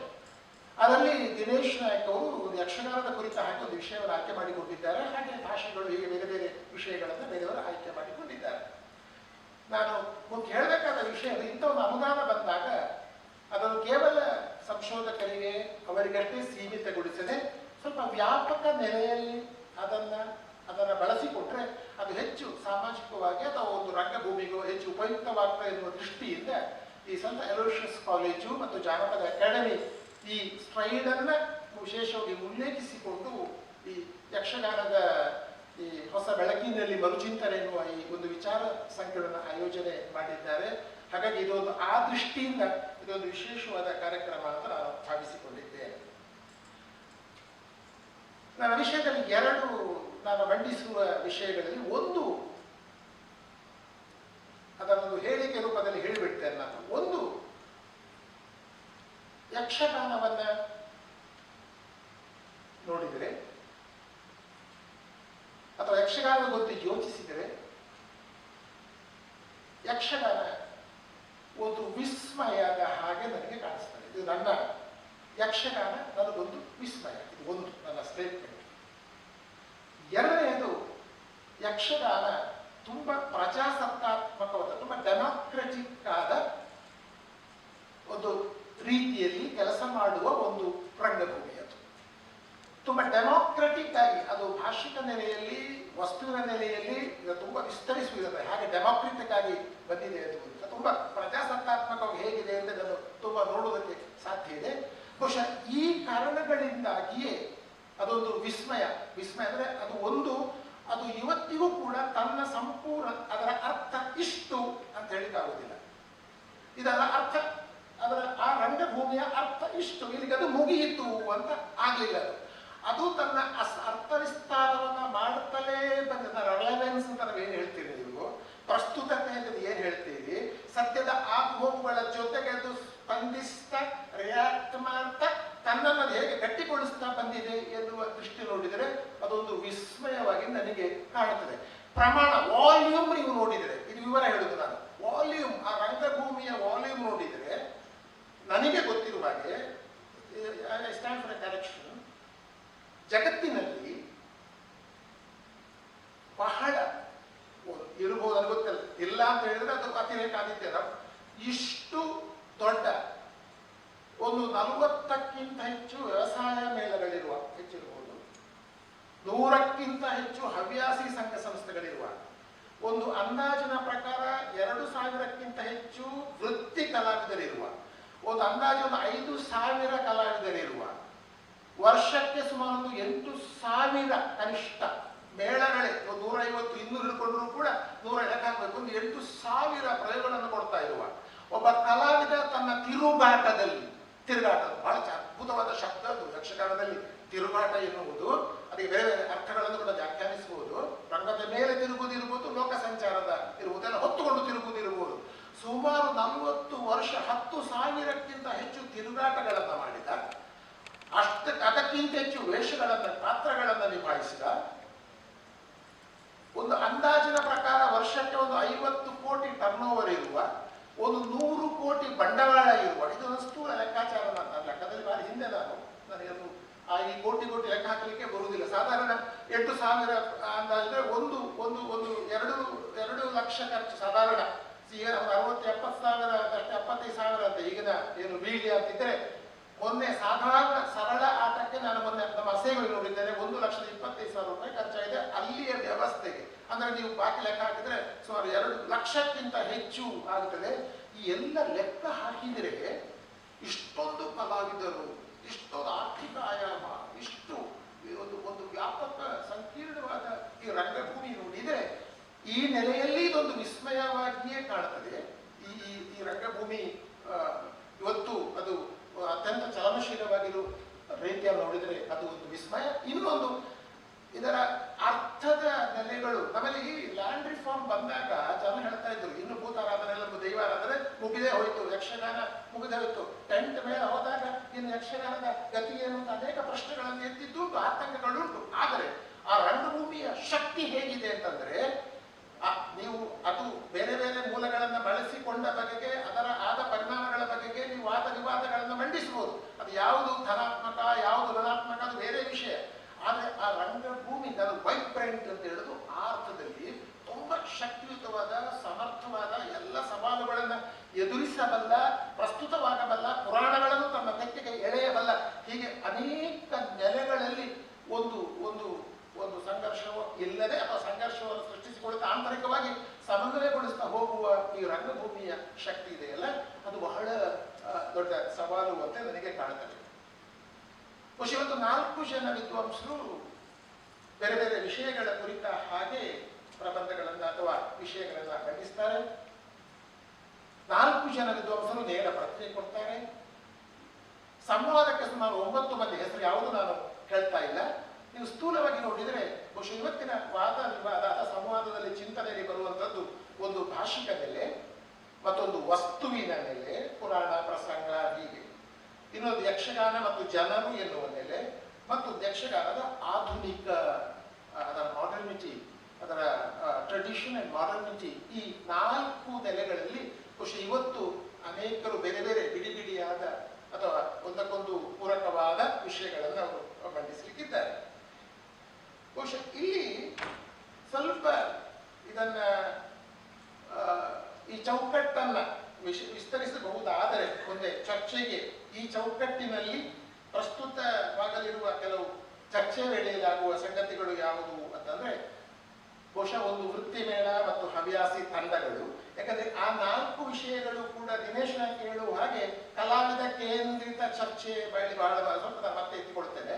ಇದು ಕಲಾವಿದ ಕೇಂದ್ರಿತ, ಇಲ್ಲಿ ಅವರು ಹೇಳಿದ ಮಾತನ್ನು ಜ್ಞಾಪಿಸಿಕೊಳ್ಳಿ. ನೀವು ಕಲೆ ಅಂತ ಒಂದಿರುವುದಿಲ್ಲ, ಕಲಾವಿದನೇ ಇರ್ತಾನೆ ಅಂತ ಇಟ್ಟುಕೊಂಡು ನೀವು ಚರ್ಚೆಗೆ ಹೋದರೆ ಅದು ಸ್ವಲ್ಪ ಇನ್ನೊಂದು ನೆಲೆಯಲ್ಲಿ ನೋಡುವುದಕ್ಕೂ ಕೂಡ ಸಾಧ್ಯ ಇದೆ.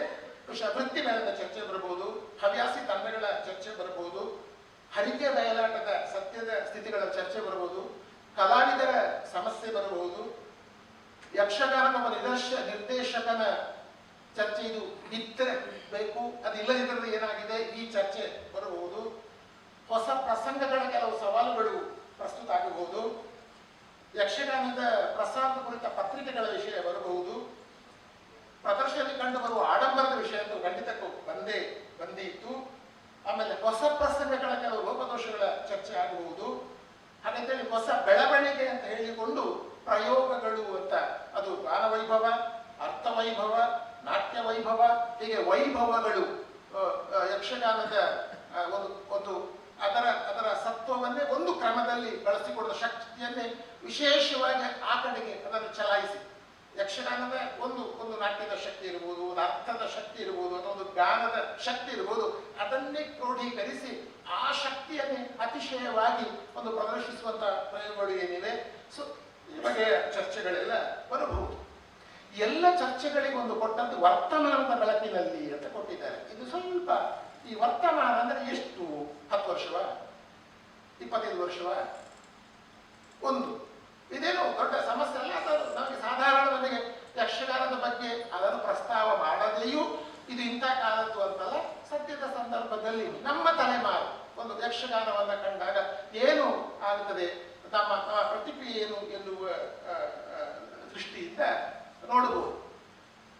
ನನಗೆ ನನ್ನ ಬಹಳ ನಿತ್ಯದ ಅಧ್ಯಯನದ ಪ್ರಕಾರ ನಾನೊಂದು ಯಕ್ಷಗಾನ ಸಾಂಸ್ಕೃತಿಕ ಇತಿಹಾಸ ಕಟ್ಟುವ ಕಷ್ಟದ ಕೆಲಸ ಅನ್ನೊಂದು ಲೇಖನ ಬರುತ್ತೆ. ಸಾಂಸ್ಕೃತಿಕ ಇತಿಹಾಸ ಕಟ್ಟುವ ಕಷ್ಟದ ಕೆಲಸ ಅಂತ ಪ್ರಾರಂಭ ಮಾಡಿ ಯಕ್ಷಗಾನದ ನಿಜವಾದ ಒಂದು ಪ್ರದರ್ಶನ ಸಾಂಸ್ಕೃತಿಕ ಅದರ ಅದೆಲ್ಲ ಇತಿಹಾಸ ಎಲ್ಲಿ ಎಷ್ಟು ಹಿಂದಕ್ಕೆ ತಕೊಂಡು ಹೋಗಬಹುದು ಅಂತ ನಾನು ಬೇರೆ ಬೇರೆ ಆಕಾರಗಳನ್ನು ನೋಡಿದರೆ ಸುಮಾರು 150-170 ವರ್ಷಗಳಿಗಿಂತ ಹಿಂದೆ, ಅದರ ಹಿಂದೆ ಇಲ್ಲ ಅಂತ ನಾನು ಹೇಳ್ತಾ ಇಲ್ಲ, ಅದು ಯಾವ ರೂಪದಲ್ಲಿತ್ತು ಎನ್ನುವುದಕ್ಕೆ ನಮ್ಮಲ್ಲಿ ಅಧಿಕೃತ ಮಾಹಿತಿಗಳಿಲ್ಲ ಎನ್ನುವ ದೃಷ್ಟಿ ನಾನು ಹೇಳ್ತಾ ಇರೋದು. ಹಾಗೆಂತೇಳಿ ಕೆಲವು ಊಹೆ ಪ್ರಮೇಯಗಳನ್ನು ಮಾಡ್ಲಿಕ್ಕೆ ಆಗ್ತದೆ. 1915-20ರ ಆಸುಪಾಸಿನಲ್ಲಿ ಬಂದ ಅದು ಆತ್ಮಚರಿತ್ರೆಗಳನ್ನು ನೋಡಿ, ನೀವು ಕೆಲವು ಮೇಳಗಳ ಇತಿಹಾಸ ನೋಡಿ, ಅನೇಕ ಗ್ರಂಥಗಳನ್ನು ನೋಡಿದರೆ ಅವರೆಲ್ಲ ಏನು ಹೇಳ್ತಾರೆ ಅಂತಂದ್ರೆ ಯಕ್ಷಗಾನದ ಅತ್ಯಂತ ಬಡತನದ ಸ್ಥಿತಿಯೊಂದನ್ನು ಪ್ರಸ್ತಾವ ಮಾಡ್ತಾರೆ.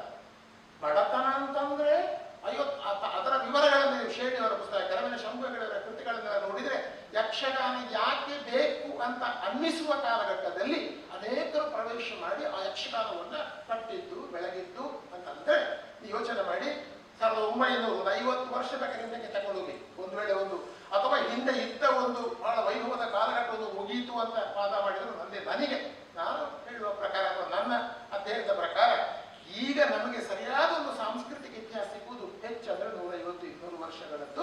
ಅದರ ಹಿಂದಿನ ಮತ್ತೆ ಹೇಳ್ತಾನೆ ಇತಿಹಾಸ ಇಲ್ಲ ಅಂತ ನಮಗೆ ಅದರ ಬಗ್ಗೆ ಸ್ಪಷ್ಟ ಚಿತ್ರಣ ಸಿಗ್ತಾ ಇಲ್ಲ. ಹಾಗಾಗಿ ಈ 100-150 ವರ್ಷಗಳ ಒಂದು ಸಾಂಸ್ಕೃತಿಕ ಇತಿಹಾಸವನ್ನು ನೀವು ನೋಡಿದರೆ ಅದರಲ್ಲಿ ಕಾಲಕ್ಕಿಂತ ಹೆಚ್ಚು ನನಗೆ ಕಾಣುತ್ತದೆ ನಮ್ಮ ವಾದ ಸಂವಾದಕ್ಕೆ ನಾವು ಬಳಸಿಕೊಳ್ಳಬಹುದಾದ ಕಳೆದ 10 ವರ್ಷ, ಕಳೆದ 25 ವರ್ಷ ಅಂತ ಹೇಳುವುದರ ಬದಲು ನಮ್ಮಲ್ಲಿ ಕೆಲವು ಪ್ರಮುಖ ಬದಲಾವಣೆಗಳಾಗಿದೆ ಯಕ್ಷಗಾನದ ಪ್ರದರ್ಶನಕ್ಕೆ ಸಂಬಂಧಪಟ್ಟಾಗೆ. ಈಗ ಪ್ರದರ್ಶನಗಳ ಅವಧಿ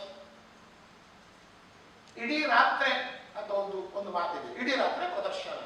ಈಗ ಅದನ್ನ 3 ಗಂಟೆಗೋ 4 ಗಂಟೆಗೋ ಅಥವಾ 2 ಪ್ರದರ್ಶನಗಳನ್ನ ಮಾಡುವುದು, 10 ಗಂಟೆಗೆ ಶುರು ಮಾಡಿ 2 ಗಂಟೆಗೆ ಮುಗಿಸು. ಇದರ ಬಗ್ಗೆ ಇನ್ನೂ ಚರ್ಚೆಗಳು ನಿಂತಿಲ್ಲ, ಕೆಲವರು ಒಪ್ಪಿಕೊಂಡಿಲ್ಲ, ಕೆಲವರಿಗೆ ಬೇರೆ ಬೇರೆ ಕಾರಣಗಳನ್ನ ಕೊಡ್ತಾರೆ.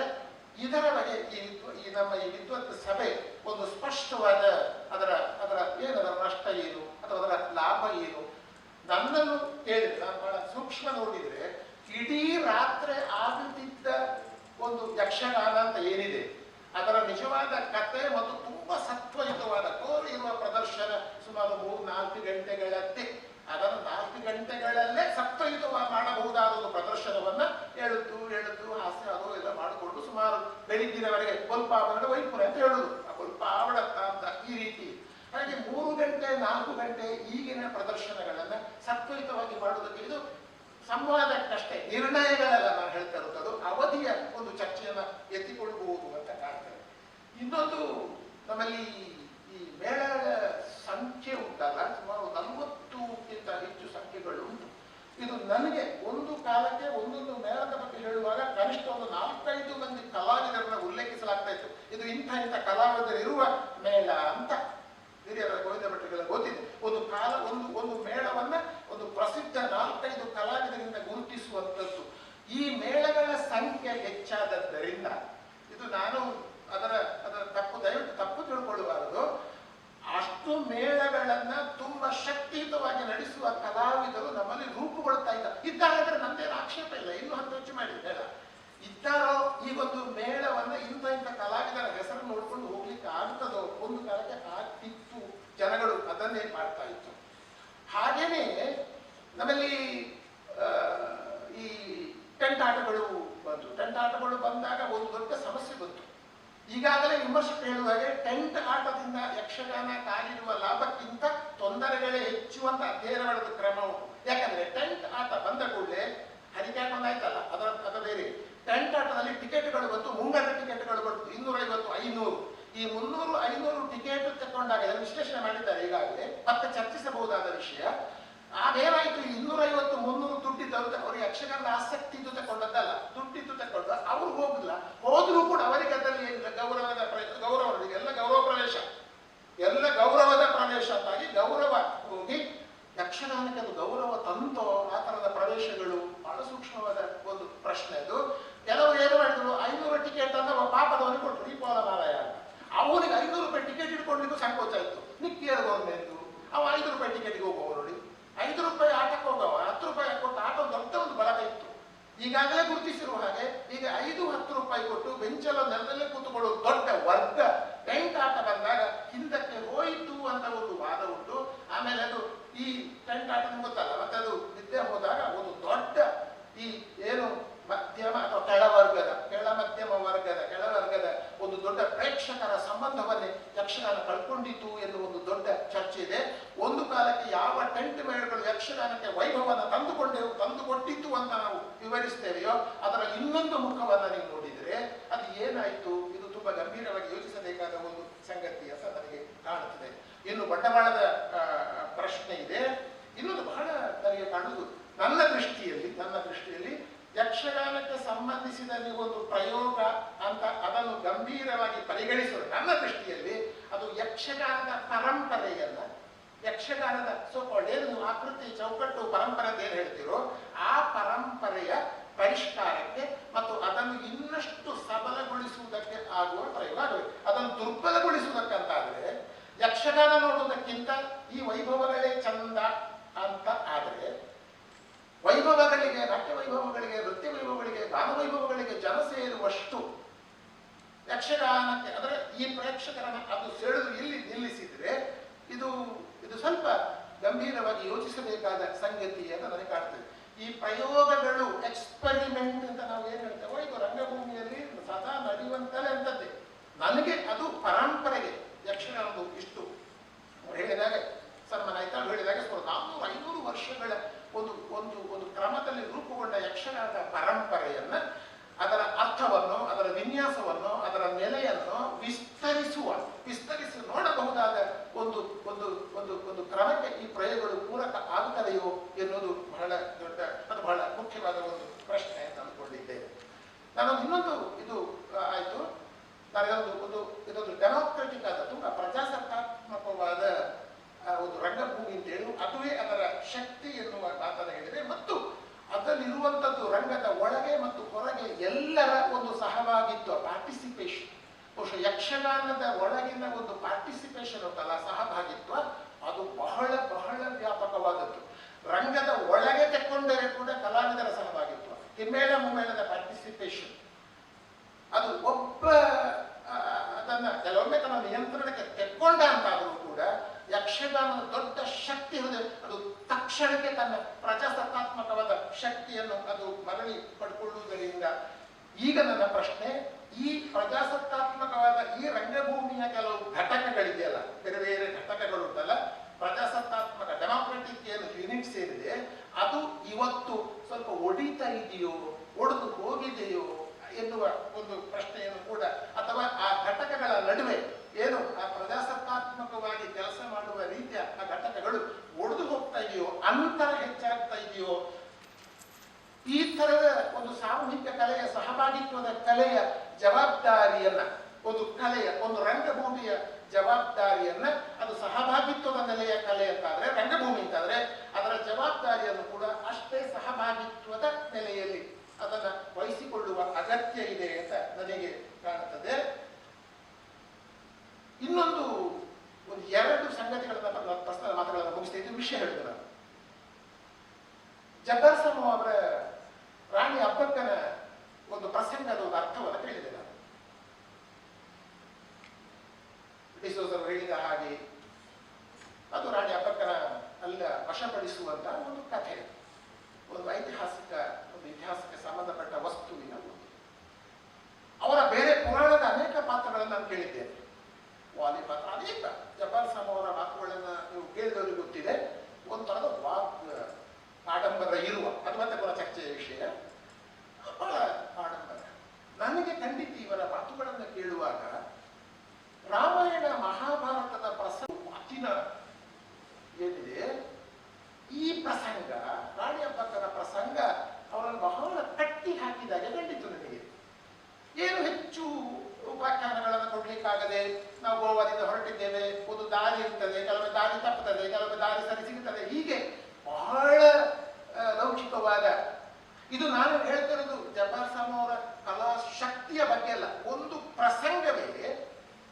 ಪ್ರಸಂಗವೇ ಅಂದ್ರೆ ನಿಮಗೆ ಆ ಅಬ್ಬಕ್ಕನ ಬಗ್ಗೆ ಅಥವಾ ಪೋರ್ಚುಗೀಸ್ ಹಿನ್ನೆಲೆಯ ಬಗ್ಗೆ ಮಾತಾಡಬೇಕಾದ್ರೆ ತುಂಬಾ ಇತಿಹಾಸದ ಒಂದು ಓದನ್ನಿಟ್ಟುಕೊಂಡು ನಮಗೆ ಪುರಾಣದ ಚೌಕಟ್ಟಲ್ಲಿ ಮಾತನಾಡುವ ಹಾಗೆ ತುಂಬಾ ವ್ಯಾಪಕವಾದ ಒಂದು ಐತಿಹಾಸಿಕ ಚೌಕಟ್ಟಲ್ಲಿ ಈ ಕಥೆಯನ್ನ ಪ್ರಸ್ತುತಪಡಿಸುವುದಕ್ಕೆ ಇದಕ್ಕೆ ತುಂಬಾ ತಯಾರಿದೆ.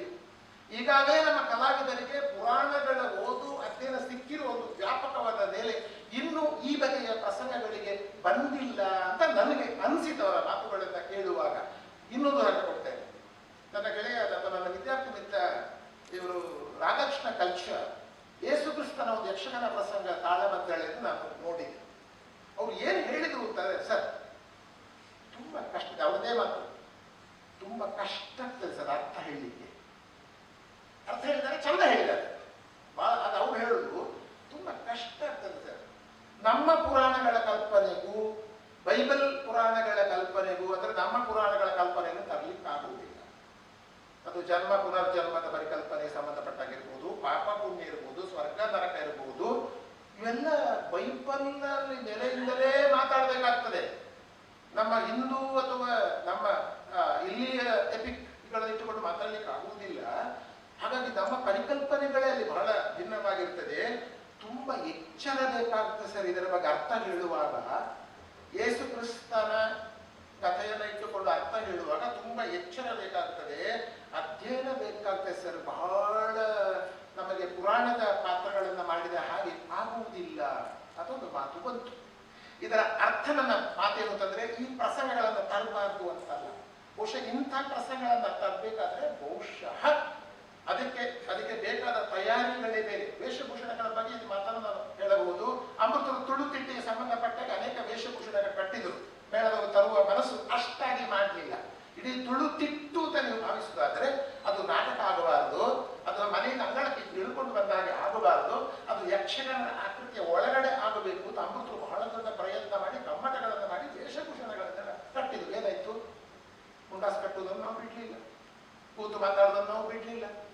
ಇದು ನನ್ನ ಹೇಳ್ತಿರೋದು ಹೇಗಂತಂದ್ರೆ, ಇದನ್ನು ಯಕ್ಷಗಾನ ಆದರೂ ನಾವು ನೋಡಿದ್ದೇವೆ, ಯಕ್ಷಗಾನದ ನಾವು ಒಪ್ಕೊಂಡಿದ್ದೇವೆ. ಯಾಕೆ ಆಗ ಹೇಳಿದಾಗ ಅದಕ್ಕೆ ತುಂಬಾ ಎಲ್ಲ ಒಂದು ಅರ್ಥದಲ್ಲಿ ಅಪಮಾನಗಳನ್ನೂ ಕೂಡ ಸಹಿಸಿಕೊಳ್ಳುವ ಆ ಕಲೆ, ಆ ರಂಗಭೂಮಿ ಈ ತರದ ವೈಪರೀತ್ಯಗಳನ್ನ ವೈರುಧ್ಯಗಳನ್ನು ಕೂಡ ಸಹಿಸಿಕೊಂಡು ಅದು ಒಂದು ಚಿಪ್ಪಿ ನಿಲ್ಲುವ, ನೆಗೆದು ನಿಲ್ಲುವ ಒಂದು ಶಕ್ತಿ ಆ ರಂಗಭೂಮಿಗೆ ಇರುವುದರಿಂದ ಇದು ಮುಖ್ಯ.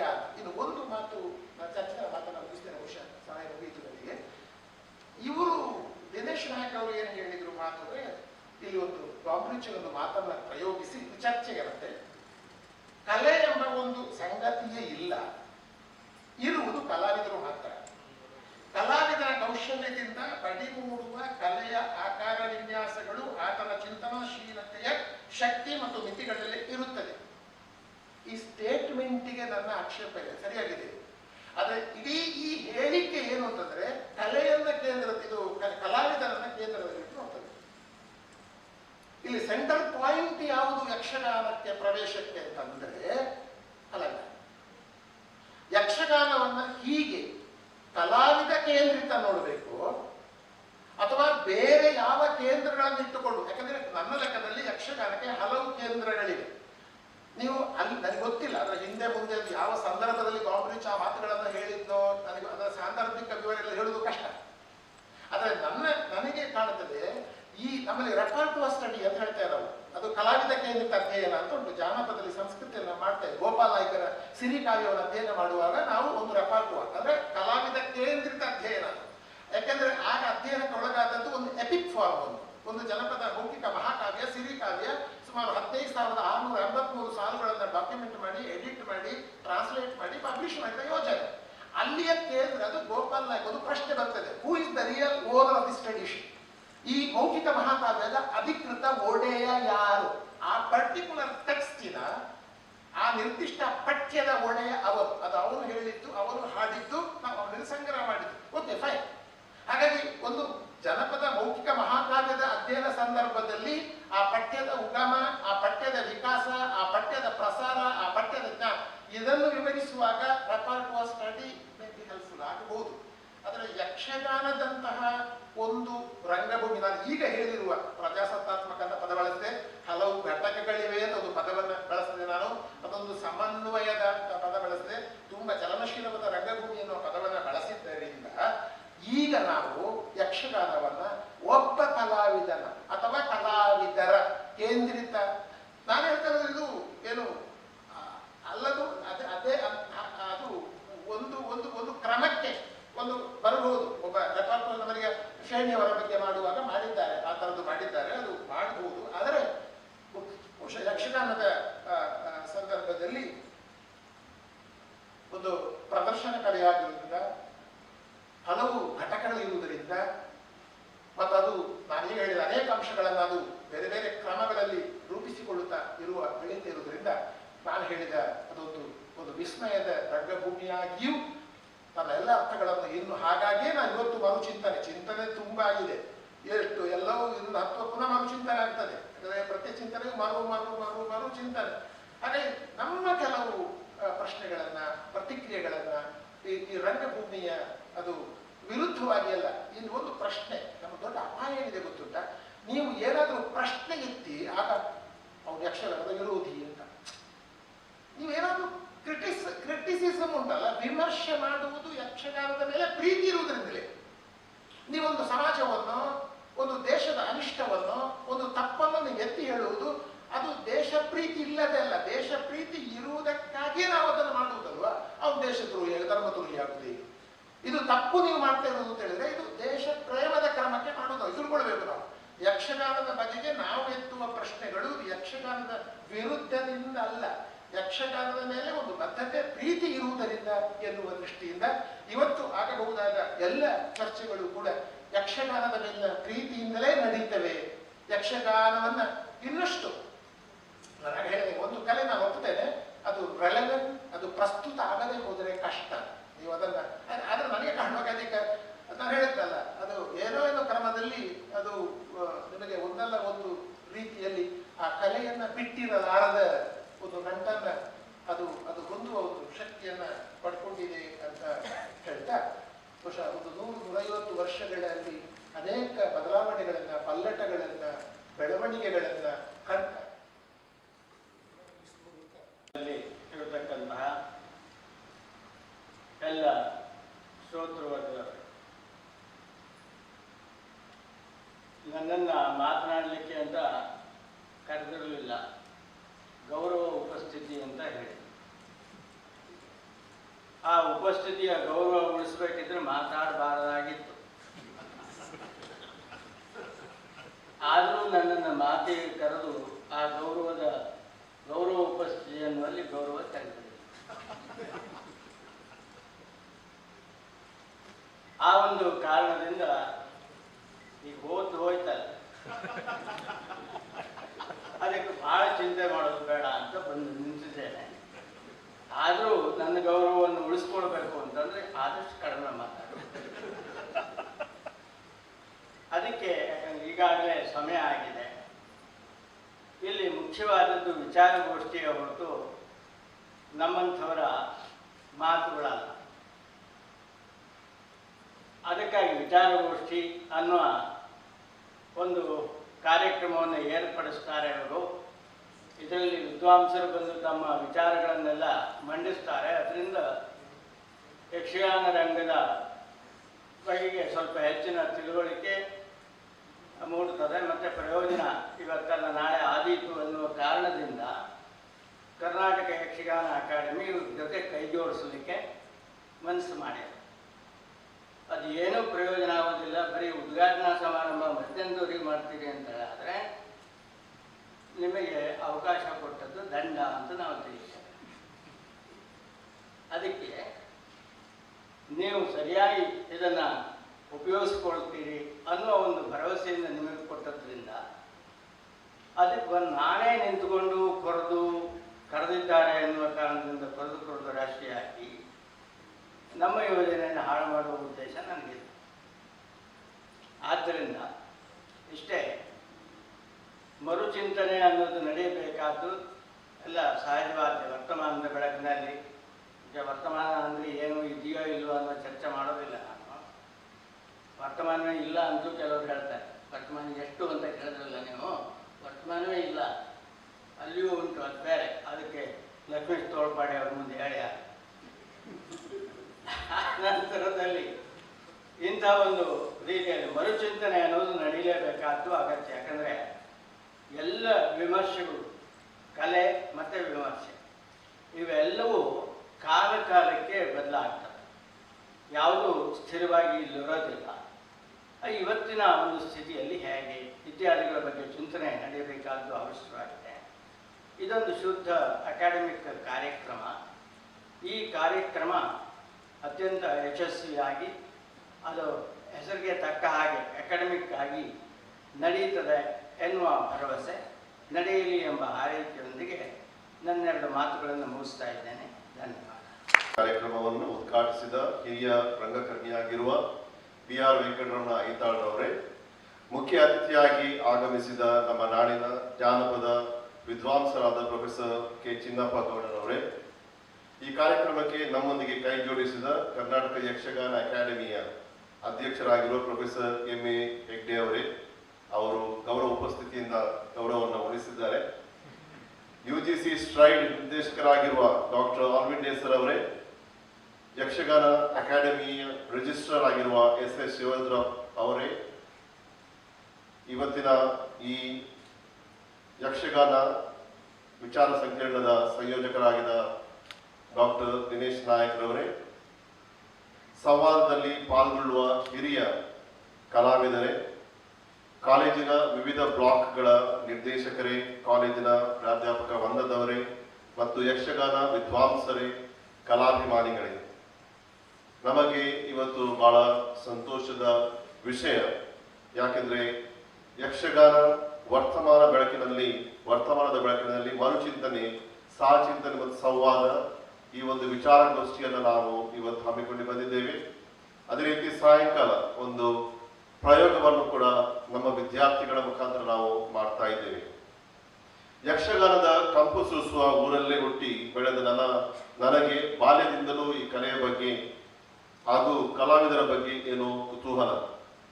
ಡಾಕ್ಟರ್ ದಿನೇಶ್ ಅವರು ಇನ್ನೊಂದೇ ಪ್ರಶ್ನೆಯನ್ನು ಎತ್ತಿದ್ರು, ಕಲೆ ಮತ್ತು ಕಲಾವಿದರ ಬಗ್ಗೆ, ಅದರ ಬಗ್ಗೆ ಚರ್ಚೆ ಕೂಡ ನಡೆಯಲಿಕ್ಕಿದೆ. ನಾವು ಬಾಲ್ಯದಿಂದ ನೋಡಿದ್ದೇವೆ, ಒಂದು ಚೆಂಡೆಯ ಶಬ್ದ ಬರಬೇಕಾದ್ರೆ ನಮಗೊಂದು ವಿಶೇಷ ರೀತಿಯ ಕುತೂಹಲ, ಸ್ವಲ್ಪ ಹೊತ್ತು ಕೇಳಿ ಅದನ್ನು ಮುಂದೆ ಹೋಗುವುದು. ಆದ್ದರಿಂದ ಯಕ್ಷಗಾನ ನಾವು ಬೇರೆ ಬೇರೆ ಧರ್ಮದವರಾಗಿರ್ಬೋದು, ನಾವು ಖಂಡಿತವಾಗಿ ಅದನ್ನ ಮೆಚ್ಚಿದ್ದೇವೆ, ಅದನ್ನು ನೋಡಿದ್ದೇವೆ, ಸಂತೋಷ ಪಟ್ಟಿದ್ದೇವೆ. ಈ ಕೋವಿಡ್ ಸಂದರ್ಭದಲ್ಲಿ ಕೂಡ ಸಂತ ಎಲೋಷಿಯಸ್ ಕಾಲೇಜಲ್ಲಿ ನಾವು ತಾಳಮದ್ದಲೆ ಕಾರ್ಯಕ್ರಮವನ್ನ ನಡೆಸಿದ್ವಿ. ಅದರ ಬಗ್ಗೆ ಬಿ ವೆಂಕಟರಮಣ ಐತಾಳರವರು ಸ್ವಲ್ಪ ಹೇಳಿದ್ರು, ಅದು ಹೇಗೆ ಅಭಿವ್ಯಕ್ತಿ ಹೊಂದುತ್ತಾ ಬರ್ತದೆ, ಮತ್ತೆ ಆ ಅಭಿವ್ಯಕ್ತಿಯ ಪ್ರಕಾರ ಹೇಗೆ ನಮಗೆ ಒಬ್ಬ ಕಲಾವಿದರಿಗೆ ಕುತೂಹಲ ಪಡಿಸ್ತದೆ ಮತ್ತು ಹೇಗೆ ಅದರ ಮಹತ್ವವು ಕೂಡ ಬೀರ್ತದೆ ಅಂತ ಹೇಳಿದ್ದಾರೆ. ಸ್ವಲ್ಪ ಇದ್ದು ನಾನು ಆ ಕಾರ್ಯಕ್ರಮಕ್ಕೆ ಬಂದಾಗ ನನಗೆ ಅನಿಸಿತು, ಆ ಕಾರ್ಯಕ್ರಮ ಬಹಳ ಒಳ್ಳೆಯ ರೀತಿಯಲ್ಲಿ ನಾವು ಮಾಡಿದ್ದೆವು. ಅದಕ್ಕೆ ನಮ್ಮ ಹಿರಿಯರಾದ ಗೋವಿಂದ ಭಟ್ರವರು ಅವರೇ ಈ ಕಾರ್ಯಕ್ರಮದಲ್ಲಿ ಇದ್ದು, ತಾಳಮದ್ದಲೆಯಲ್ಲಿ ಇದ್ದು ಅದನ್ನ ಒಳ್ಳೆ ರೀತಿಯಲ್ಲಿ ನಡೆಸಿಕೊಟ್ರು. ಅವರಿಗೆ ಕೂಡ ನಾನು ಧನ್ಯವಾದಗಳನ್ನು ಹೇಳ್ತೇನೆ. ಅದು ಬಹಳಷ್ಟು ಖುಷಿ ಕೊಟ್ಟ ಕಾರ್ಯಕ್ರಮ ನನಗೆ ಈ ಕೋವಿಡ್ ಸಂದರ್ಭದಲ್ಲಿ. ಹೀಗೆ ಹೇಳಬೇಕಾದ್ರೆ ಸಂತ ಎಲೋಷಿಯಸ್ ಕಾಲೇಜಿಗೆ ಮತ್ತೆ ಯಕ್ಷಗಾನಕ್ಕೆ ಯಾವ ಸಂಬಂಧ? ಹಿಂದೆ ನಮ್ಮ ಕಾಲೇಜಿನಲ್ಲಿ ಯಕ್ಷಗಾನ ಚಟುವಟಿಕೆಗಳು ಬಹಳಷ್ಟು ನಡೆಯುತ್ತಿದ್ದು, ನಮ್ಮಲ್ಲಿ ಯಕ್ಷಗಾನ ಸಂಘವೂ ಇತ್ತು. ಮುಳಿಯ ಮಹಾಬಲ ಭಟ್ ಇಲ್ಲಿ ಬಂದು ಕಮ್ಮಟಗಳನ್ನ ನಡೆಸಿಕೊಂಡು ಹೋಗುತ್ತಿದ್ರು. ಖ್ಯಾತ ಕಲಾವಿದರಾದ ನೆಟ್ಲೆ ನರಸಿಂಹ ಭಟ್ರು, ಬಲಿಪ ನಾರಾಯಣ ಭಾಗವತರು, ಬಣ್ಣದ ಮಾಲಿಂಗರು ಇಲ್ಲಿಗೆ ಸಂಪನ್ಮೂಲ ವ್ಯಕ್ತಿಯಾಗಿ ಬಂದಿದ್ರು. ಕರ್ಗಲ್ಲು ವಿಶ್ವೇಶ್ವರ ಭಟ್ರು ನಮ್ಮ ಮಕ್ಕಳಿಗೆ ಯಕ್ಷಗುರುಗಳಾಗಿ ತರಬೇತಿ ನೀಡಿದ್ದಾರೆ. ಹೀಗಾಗಿ ಯಕ್ಷಗಾನಕ್ಕೂ ಈ ಕಾಲೇಜಿಗೂ ಅವಿನಾಭಾವ ಸಂಬಂಧವಿದೆ. ಈಗ ಮತ್ತೆ ನಮ್ಮಲ್ಲಿ ಯಕ್ಷಗಾನದ ಕೆಲಸ ಚುರುಕಾಗ್ತಾ ಇದೆ. ಇದಕ್ಕೆ ಬಹಳಷ್ಟು ಮಂದಿ ಅದನ್ನ ಮಾಡ್ತಾ ಇದ್ದಾರೆ. ನಮ್ಮ ರೇಡಿಯೋ ಸಾರಂಗ್ನಲ್ಲಿ ಬಹಳಷ್ಟು ಕಾರ್ಯಕ್ರಮಗಳು ನಾವು ನಡೆಸ್ತಾ ಇದ್ದೇವೆ. ಈ ಕಾಲೇಜಿನಲ್ಲಿ ಕೂಡ ಬಹಳಷ್ಟು ನಾವು ಕಾರ್ಯಕ್ರಮ ನಡೆಸ್ತಾ ಇದ್ದೇವೆ. ಹಾಗಾಗಿ ಮುಖ್ಯವಾಗಿ ನಾನು ಡಾಕ್ಟರ್ ದಿನೇಶ್ ನಾಯಕ್ ಅವರನ್ನ ಅಭಿನಂದಿಸ್ತೇನೆ, ಅವರನ್ನ ವಂದಿಸ್ತೇನೆ ಈ ಒಂದು ಹೊಸ ಪ್ರಯೋಗಕ್ಕಾಗಿ. ಯಕ್ಷಗಾನದ ಅಬ್ಬರ ವೈಭವವನ್ನು ಕಂಡು ಮೈಮರೆತರಷ್ಟೇ ಸಾಲದು, ಅದರಾಚೆಗೆ ಯಕ್ಷಗಾನವನ್ನು ಕಾಣಲು ಸಾಧ್ಯವೇ ಎಂಬ ಜಿಜ್ಞಾಸೆ ನಮ್ಮದಾಗಿದೆ. ಬಹಳಷ್ಟು ಪ್ರಶ್ನೆಗಳನ್ನ ಈಗಾಗಲೇ ನಾವು ಎತ್ತಿದ್ದೇವೆ. ಹಿನ್ನೆಲೆಯಲ್ಲಿ ಇಂದು ನಾವು ನಮ್ಮ ಈ ಹೊತ್ತಿನ ತಿಳುವಳಿಕೆಯ ಹಿನ್ನೆಲೆಯಲ್ಲಿ ಯಕ್ಷಗಾನದ ಬಗ್ಗೆ ಚರ್ಚಿಸುವ, ಅದರ ಬಗ್ಗೆ ಸಂಭಾಷಣೆ ನಡೆಸುವ ಕಾರ್ಯಕ್ರಮವನ್ನು ಇವತ್ತು ಹಮ್ಮಿಕೊಂಡಿದ್ದೇವೆ.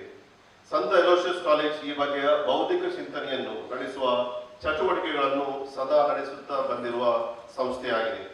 ನಮ್ಮ ಕ್ಯಾಂಪಸ್ಸಿನಲ್ಲಿ ಹೆಚ್ಚು ಹೆಚ್ಚು ವಿದ್ವಾಂಸರು ಬರಬೇಕು, ಸಾಕಷ್ಟು ಸಂಖ್ಯೆಯಲ್ಲಿ ವಿಮರ್ಶಕರು ಕಾಣಿಸಿಕೊಳ್ಳಬೇಕೆಂಬ ಇಚ್ಛೆ ನಮ್ಮದು.